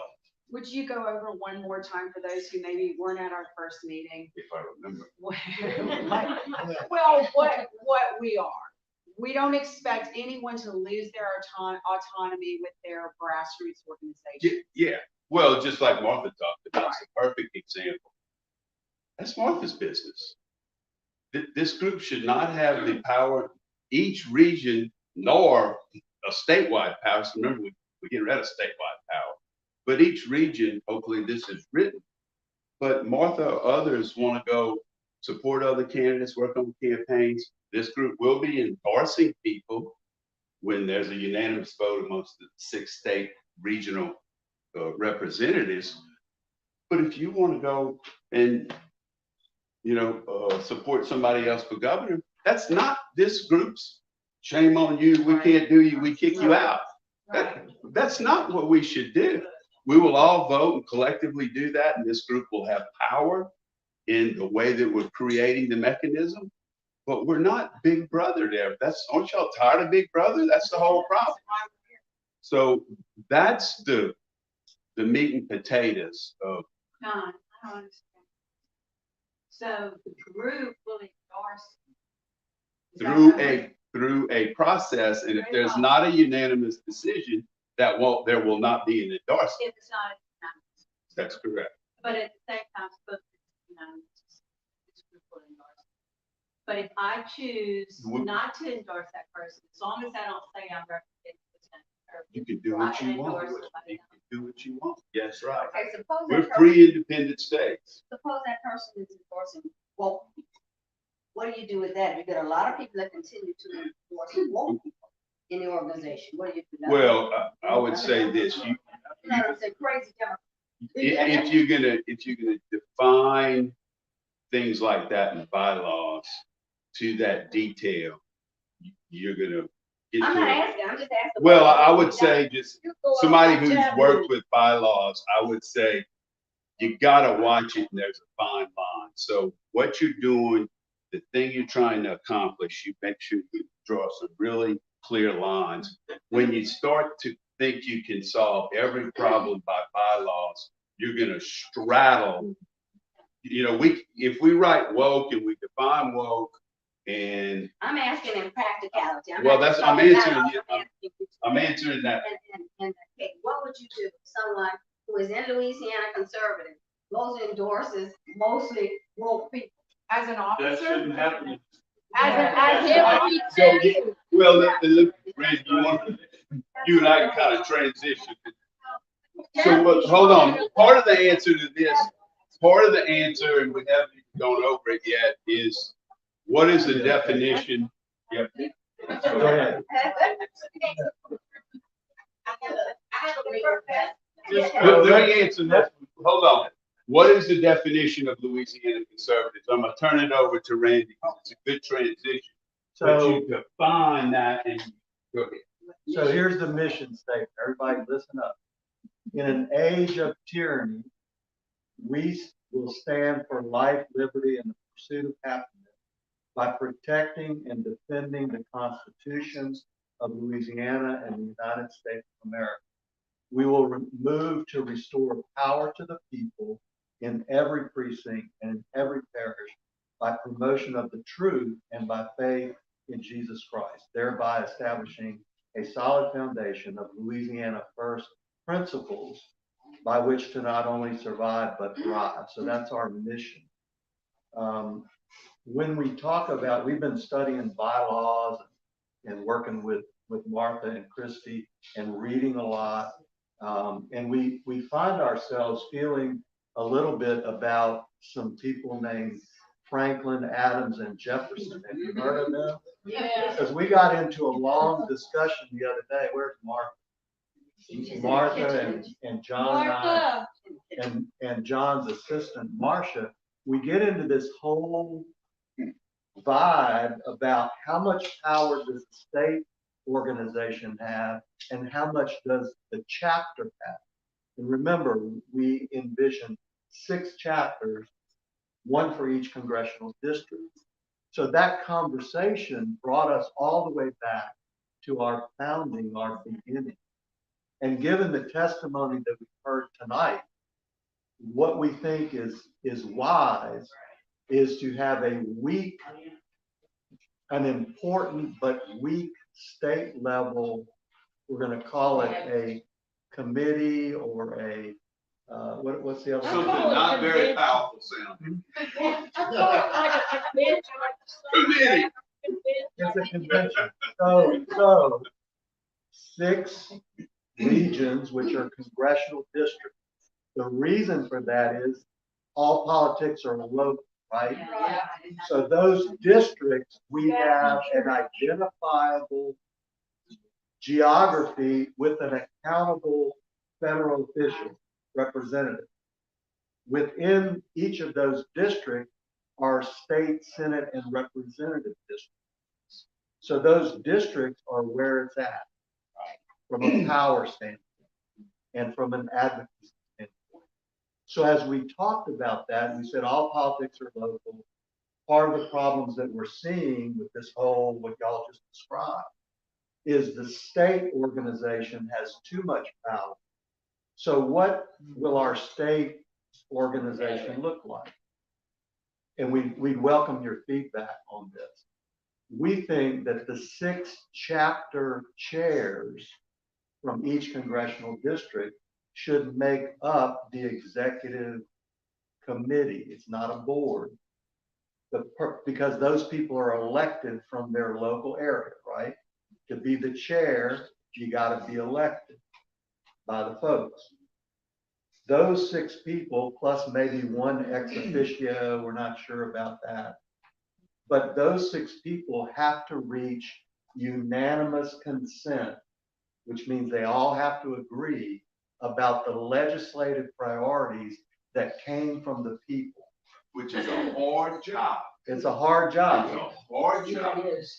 And the second thing that they are vested with is to speak on behalf of all 6 chapters. So imagine we have our legislative agenda, federal and state, 100 or 200 or 1,000 of us are on the steps of the Capitol. We got a microphone, we got press people, and the spokesperson who's selected from the 6 or their designee. Maybe all 6 of them are introverted like nerds, and they don't. But they're good at. But they're good at what they do. They can designate someone to step forward and speak for everyone. And the power in that Like is. Don Malonson that's done it before. And the power in that is they only speak based on what the people have sent, and they only speak from a position of unanimous consent, which means if they don't all agree that, let's say, school choice vouchers is a priority, it doesn't get put forward. Because what has fractured us and made us ineffective is we individually go to our legislator and say, I really want a bill to subsidize bald-headed old guys' hair transplants. Well, that's cool and it's important to me. It's really not important. And y'all who watch the legislature, you know there's some bills that are that goofy. Yeah. That are in there, and it wastes time.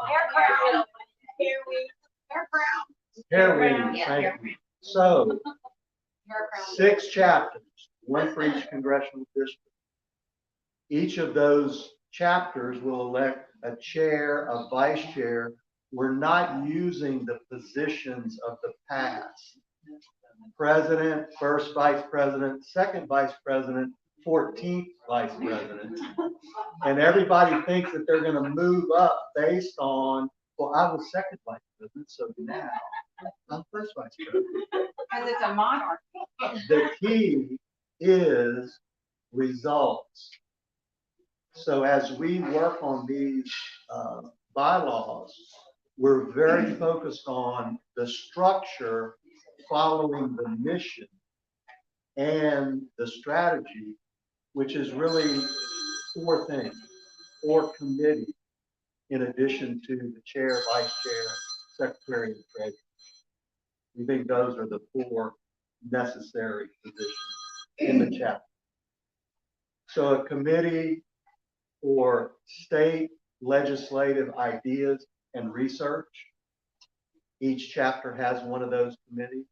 A committee for advocacy or lobbying, if you will, for state issues.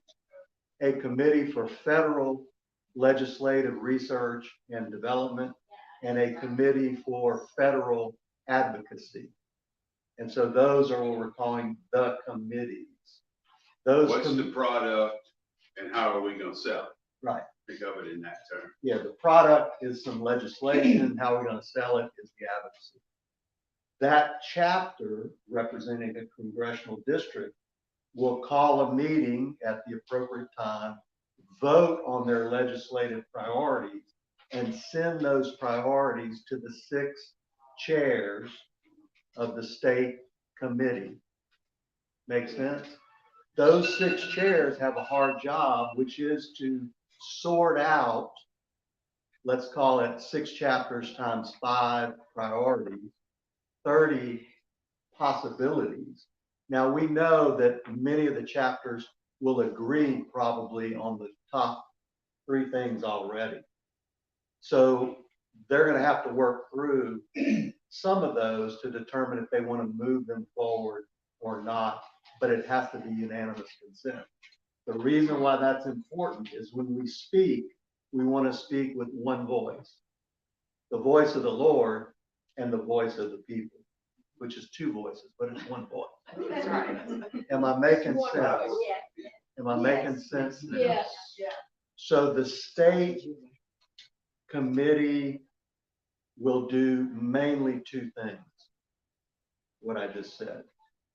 Get unanimous consent on our federal and state legislative priority and communicate that on a statewide level. Of course, each chapter will be responsible in their geography because we should get to know the legislators and so on. Now, questions about that? Toby, you had your hand Well, up. I just have one quick question. So when you talk about dealing with the legislator and the legislative process, then I know that Christy, Katie, myself, and a few others in this room might understand that process because we're there. We do deal with legislators on a regular basis. And it's all about relationships, basically.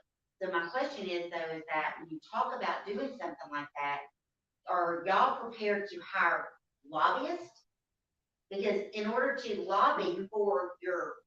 The lobbyists are sitting in this room and they're gonna learn how to communicate. Okay, I mean, that's my. Yeah, what we would envision, here's an example. This isn't a bylaw issue necessarily, it's more of an operating approach. We may in each chapter, we may put out a call, who really would like to learn advocacy? And so we have a weekend retreat or some kind of training where we train people in how to advocate, to equip them to advocate. And some of you who are experienced and know how to do that, we train individuals in the chapter to advocate. Some people will not be comfortable with that because of various reasons. So each task, some people may be research nuts like me. You know, I like to look into things. I may be better suited to go research bills that have been written in other states on an issue that you think might be important. So each chapter, hopefully, the Lord will sort us by our giftedness to perform on one of those committees, serve on one of those committees. Does that answer the question? So the other part is, remember, we're not having politicians come and say, here's the legislation I'm working on. We will have it in an organic way, crafted it from this and the whole audience. So the point in me saying that is we're going to have a depth and knowledge, and we'll have a cheat sheet that's a paragraph 2 bullet points, then we'll have the 8-page legislation. So it's a lot different story when everybody is involved from the inception organically to understand that legislation, because all chapters will see it. When you go to, you're more comfortable going to talk to somebody, and then you're just using your people skills. That's what it's really about. Do I want to go talk to a politician about a 1,400-page bill that, you know, I'm on page 300 reading? Maybe not. If I was part of a group and I understand the fundamentals of what was written, and I'm going to educate that legislator on it, that's a whole different story that a lot more people will be comfortable with.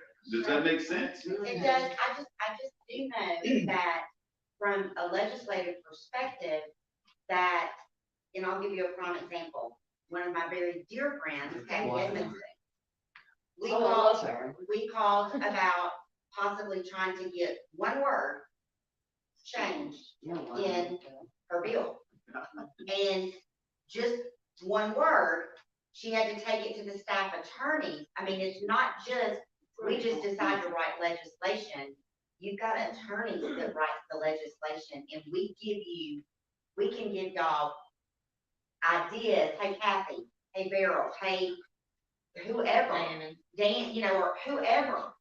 I'd like, you know, this is a great idea. I'd like to possibly bring this bill about something.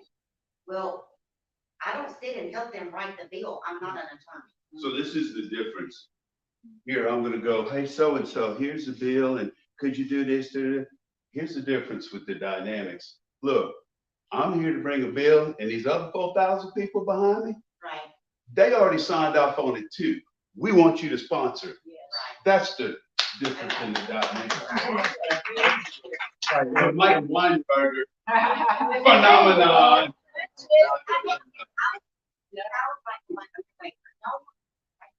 No. Okay. I mean, So let me explain research and analysis. I'll give you a real example. The Arizona State Legislature passed a very good resolution having to do with the criteria for electronic voting machines. And there are three sentences there. No Chinese-made computers, or I think it's reverse, American-made only. I've forgotten the other two, John, but Open source. Open source code. Okay, they wrote that in order to make it impossible for any of the current vendors to comply, because the vendors won't comply because you can't cheat. That is a simple, beautiful, well-crafted piece. It's a resolution, not a law. It puts the politicians in a corner. It puts the politicians in a corner. Pardon? It makes it proprietary to lock out all the bids that do not meet those specs. Correct. Which means it's American made and American owned. Correct. But I had something that I'd like to say. I have not been to the legislature. Susie, you, Chris, y'all know. Anything you want to push forward, it is a marathon, not a sprint. And there is the season, which is the legislative session. There's the postseason, which you find out what got signed, what did get signed, what got. There's the off season, which it isn't really off because that's where everybody does all their bidding with everybody else. And then there's the preseason when about 3,000 bills get filed. It takes a while to build the relationships. There's a process in there, and you have to win over those conservative legislators and get others to co-author those things. So just so anybody that's not spent a lot of time down there, just understand when you are planning and what you're planning, this is a discouragement. This is encouragement. Many national championships have been won by inches, millimeters of inches, little tiny spaces, and it is inch by inch by inch by inch of what you want by getting people to trust you and believe that you actually have the 4,000 people behind that are going to make a difference in the vote. So if you I'm going to encourage you in that way. Understand that? And they do it incremental. Yes. We have to. So bills that they put in 2007, 2008, like let's just say it's an old one, the CATS tax, retroactive back to 2012. and that every property owner inside the city limits of Baton Rouge, I was very against this, got paid more property tax for a bus system that was empty buses, okay? But we had to pay for that, but nobody was riding the bus. Why was that passed? Because they unanimously passed 3 or 4 pieces of legislation to do that. Same thing about other pieces of legislation that have to do with transportation, movable and immovable property. So realize what we're getting into. It's winning by inches, it's understanding the seasons, and it's finding out who your real allies are in the legislature. Right. And replace, And I'm encouraging you on that.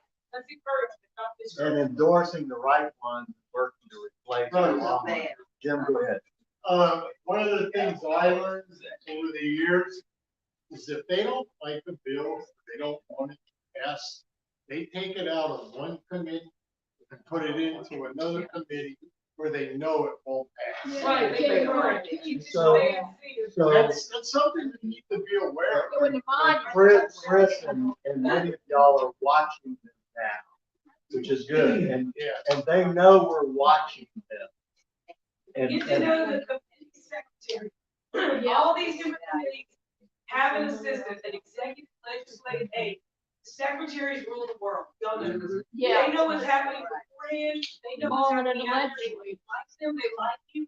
They will share with you what's coming up, but you need to get those And when people it's that are coming. writing the bills also. So this is this is like not the ant pile coming up. This is us going into the ant pile to see. Correct. And You show up, you're at the meet them, you show up and you're nice, you're friendly, you're kind, and you ask a lot of questions. You'll find out everything by letting somebody talk about themselves. I promise. I'll tell you. It's not fair. Two points are very important here. The calendar is very important, because you gotta start researching the issues way in advance. 2 years in advance, whatever passes 2 now, 2 years, years from now, 2 that's years, before, gotta make sure work you're on it. already. Secondly, the legislator may not be the most important person. I'll tell you a That's quick right. story. At Community Coffee, the most important person in the interview process was the lady Rochelle, who was at our front desk. I had a vice president candidate that I was interviewing, and I would always go to Rochelle after the interview and say, how did that guy or that lady treat you? So I had a guy, and this was a really big job, making lots of money. And something wasn't quite right with this guy. I couldn't put my finger on it. So I went to see Rochelle. I said, how did that guy treat you? And he said, well, he came in and he threw his card at me on the desk. You know, you got a receptionist desk like here, he just threw the You don't do card. that to Catherine. That guy never knew why he got the letter. You know, the letter. Dear Mr. So-and-so, you know, thank you so much for interviewing with Community Coffee. We've decided to go with someone else. We wish you the best. He never knew who the most important person in the building was. It wasn't me as If the you treat president. your enemies, maybe they're not your enemies, but maybe they're your enemies in this particular case or whatever you're doing, you treat them with the greatest respect and kindness and show them the love of Christ. They will end up giving you what you want or what you need, or just that one tiny thing that makes all the difference just because you were kind to them. Yeah. So it's not being adversarial, it's being. So you need to be on the advocacy. So this is an example. This is an example of each chapter advocacy committee needs to get relationships with the secretaries, you know, of these committees. So we know them, you know, we know about them, you know, we're in relationship with them. Let me tell you a story about someone that John and I know. This is an example of now going from mission and principles, which are our 7 conservative principles, down from the committees to actual tactics. We know somebody who's very effective tactically. And the story is told that the president, Trump's, whenever I say president, y'all know what I mean. The president's judicial nominees were being held up in the Senate. And this was when Mitch McConnell was the Senate, whatever, majority leader. So the Republicans controlled it, but they weren't moving the candidates. So person that we know was contacted and said, well, let me see what I can do. So here's the tactics. Find out in the state of Kentucky the 8 to 12 counties where Trump won the most percentage votes, like 70% or more. 8 to 12 counties. Go to those counties, take out full page ads in the community newspaper for not much money. The budget was $5,000, something like that. Full page ad. Why isn't Mitch McConnell moving the president's nominees forward in the Senate? And with the big number, call Mitch, 202, whatever. Go on the local, buy time on the little local radio. Why isn't Senator Mitch McConnell pushing the president's nominees forward? Call Mitch McConnell. Well, the guy's phone gets slammed, right? Yeah. And people are calling. So after a few thousand of these calls, guess what happened? They started moving because Mitch didn't want to call. So our Judge Doherty in Monroe, who's the judge that's moving the Jeff Landry lawsuit forward, and we benefited from that, as evidenced by we got a guy off the chessboard, the Secretary of State's out. So that tactic is one that we can use here in each congressional district. So imagine going to see a representative or a senator and saying something like this. You know, Senator so-and-so, we really need your support on this bill. And this is the chair of the Senate committee that we got the bill in front of. We really would like your support on this, and we want to be your friend, Senator so-and-so. And can we count on you for this? Well, you know, I'm not too sure. Well, I just want to let you know that we'll be taking out ads indicating your support on this. Can we count on your support? What do you think happened? Go to the district. They don't want the truth to come out in their hometown, their district, right? And that's just an example. So the bylaws create the structure. The structure follows the mission and the objectives that we have. And the objectives are simple. In order to change our state, we've got to change the laws. And in some cases, we've got to change the people. Yeah. And that's how we interact with the CAG to help us identify people we need to get rid of, and also people that we need to put in. So I'll open up for questions. We'll be sending 7. Yeah, let me read the 7 core principles, and these are what we test everything we do against. Number 1, individual freedom, limited government. And each of these has like a paragraph. The rule of law, peace through strength, fiscal responsibility, free markets, and human dignity. Those are the 7 core principles. We stole them. That's conservatism. Yeah, we stole these from Mike Johnson.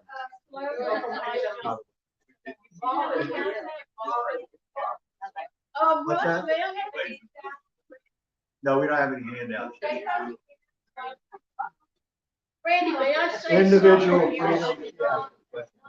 Individual freedom, limited government, the rule of law, peace through strength, fiscal responsibility, free markets, and human dignity. All right, Susie. this is what I'm doing, because y'all been talking about this last day problem.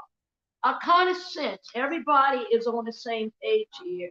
We really was kind of birthed out of, Trump losing the election and then the years come over with, an evolution of election integrity and legislation. I don't know if it's this personal talent I have, a spiritual discernment, but I sense the ideology of this whole group, and everybody seems to be on the same page. You've proved it with Severin from Robbie and so forth. Everybody's on the same page as far as patriotism, conservatism, Bill of Rights, and all these principles.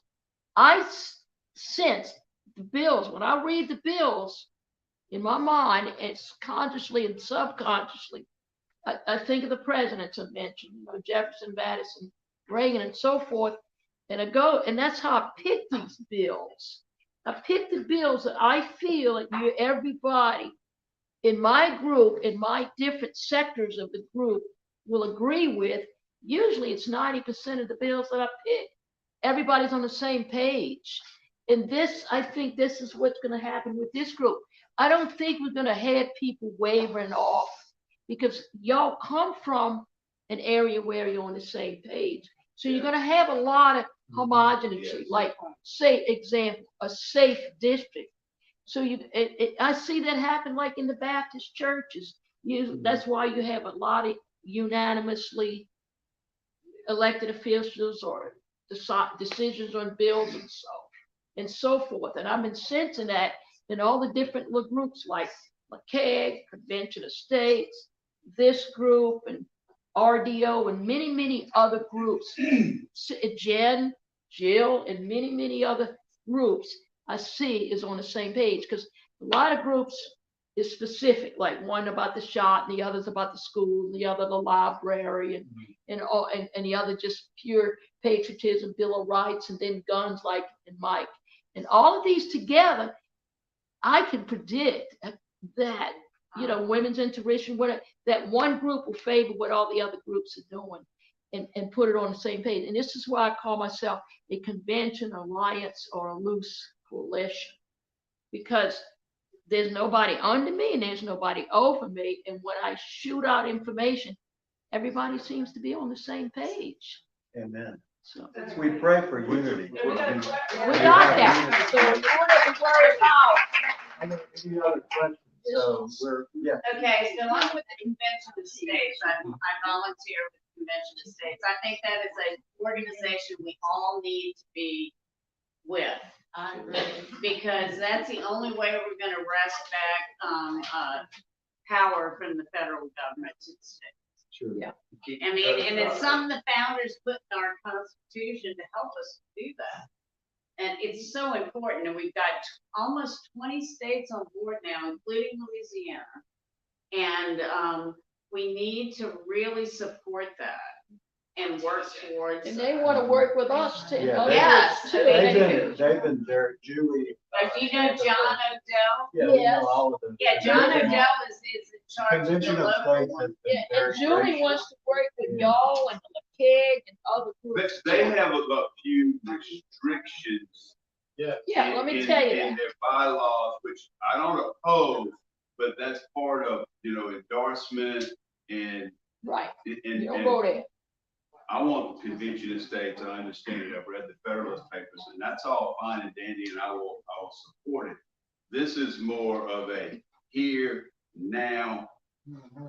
Yeah. And we're a lot more, we're less restrained in what we can do compared to Convention of States. Well, what I mean by Yeah, the Convention Convention of of States States, is making a lot of headway. Oh, absolutely. Look, they're they're gonna do, John, they're gonna do 3 bills. They're gonna choose 3 bills to work on. Each member of the Convention of States. Like I developed, say, relationship with everybody in the organization, develop a relationship with everybody in all these other organizations, And what's gonna happen is that's why I represent myself. When I go to the Capitol, I don't represent any organization or coalition or not. I represent me. And what I do in these bills is when I support them, what I do instead of going to the organization and say, I want you to help me with 1,000, these 50 bills. They say you could go to the individuals, and those individuals in that organization we'll be glad to help, but it can't go under the name of Convention of States. We will help the Convention of the States on their 3 bills, which Katie, Christie, Chris, we got together and worked on that 811 Horton's bill before. So we're on the same page. And also the opposition is in agreement of what we agreed to disagree on, which is really perfect, John Bell Evans. Can I give an example? Sure. Okay, so we Mark. talked about this. For the last 2 years, 2.5, maybe 3 years, Women's Republican Club in New Orleans has been working on school choice. Yeah. It was the Lord how I met this gentleman, Dr. John Merrifield. He reached out to me, okay? But at the time, God was putting school choice on my heart. So when he emailed me, God had already downloaded onto me. So when I saw his email come through, I responded. He told me that I was the only person in the state of Louisiana to answer his email. And he had sent it to, I can't even tell you how many. Who is this? Dr. John Merrifield. He's the author of School System Reform, How and Why, Priceless Tale. He also wrote the book Fiscal Year. And this man is a genius. Have you met Dr. John Merrifield? Okay, so I brought him into our club and told him that we're gonna pick this project up. So that's what we did. I started hounding every one of the representatives to help me put together 3 different bills. We call them Bill A, B, and C. That's right. And then Garofalo's bill. yeah, well, right. So I called Garofalo, Kathy Edmondson, Amity, Danny McCormick. I called like 7 or 8 different representatives. I called the Zoom. I got them all on the Zoom. I called Kate Bromley, the superintendent of the Department of Education, got him on it. I called John Schroeder, the treasurer of the state, got him on it. Like I called everybody and did these Zooms for, a year or 2. So we got one bill through it. But let me tell you, long story short, what happened. We got the bill, Garofalo wrote the bill with our team, and it took less than a year, for us to put all this together. Well, our bill was stolen. It was leaked. And they copied it word for word, changed the number, and Jack Snyder gave it to Schlegel, and she falsely represented my bill.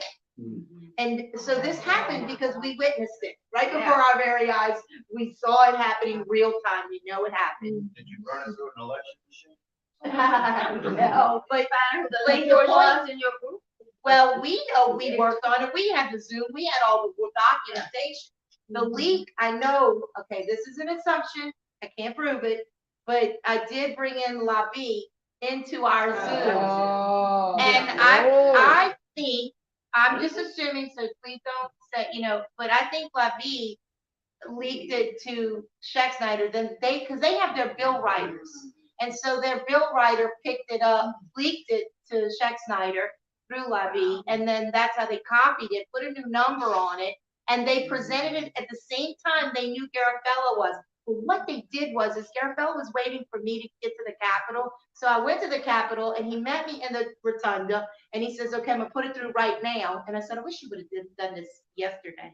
And Lord Schlegel had put our bill in the day before. So he goes in and sees that it's the same bill. And he's like, Mark, you're not gonna believe this. They copied our bill and renumbered it, and they put it through yesterday. So now they're saying that I copied their bill.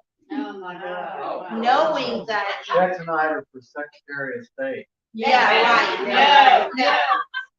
Oh, wait, I'm not supporting you. And we had to trust. So I'm not, I can't Who prove that it was. Trust? Yeah, Dorothy, here's Brandon the thing, if they'd have stolen it and passed it, you'd have been okay. Yeah. No, so I was okay. I didn't care. That's my point. No, she killed it out of committee. So they killed it. So it's. Oh, that's Sheck Snyder. So I met with all these representatives again a few weeks ago because, I wanted the process. I broke my arm, so I couldn't do it earlier. And I wanted the process to go through. So now I'm going to wait till 2024 and we're going to resubmit that bill. But that would be a good bill for us to run it through Louisiana Conservatives because it's a school choice bill. And if it gets unanimous vote through the process, that would be a bill. Yep. Yeah. That would Any be a other bill. questions? Yes, please. Yeah. Yeah. Yes, okay, so I'm gonna temper what I'm gonna say. The reason that you have the elected officials that you have. You want us to turn it off so you don't have to censor?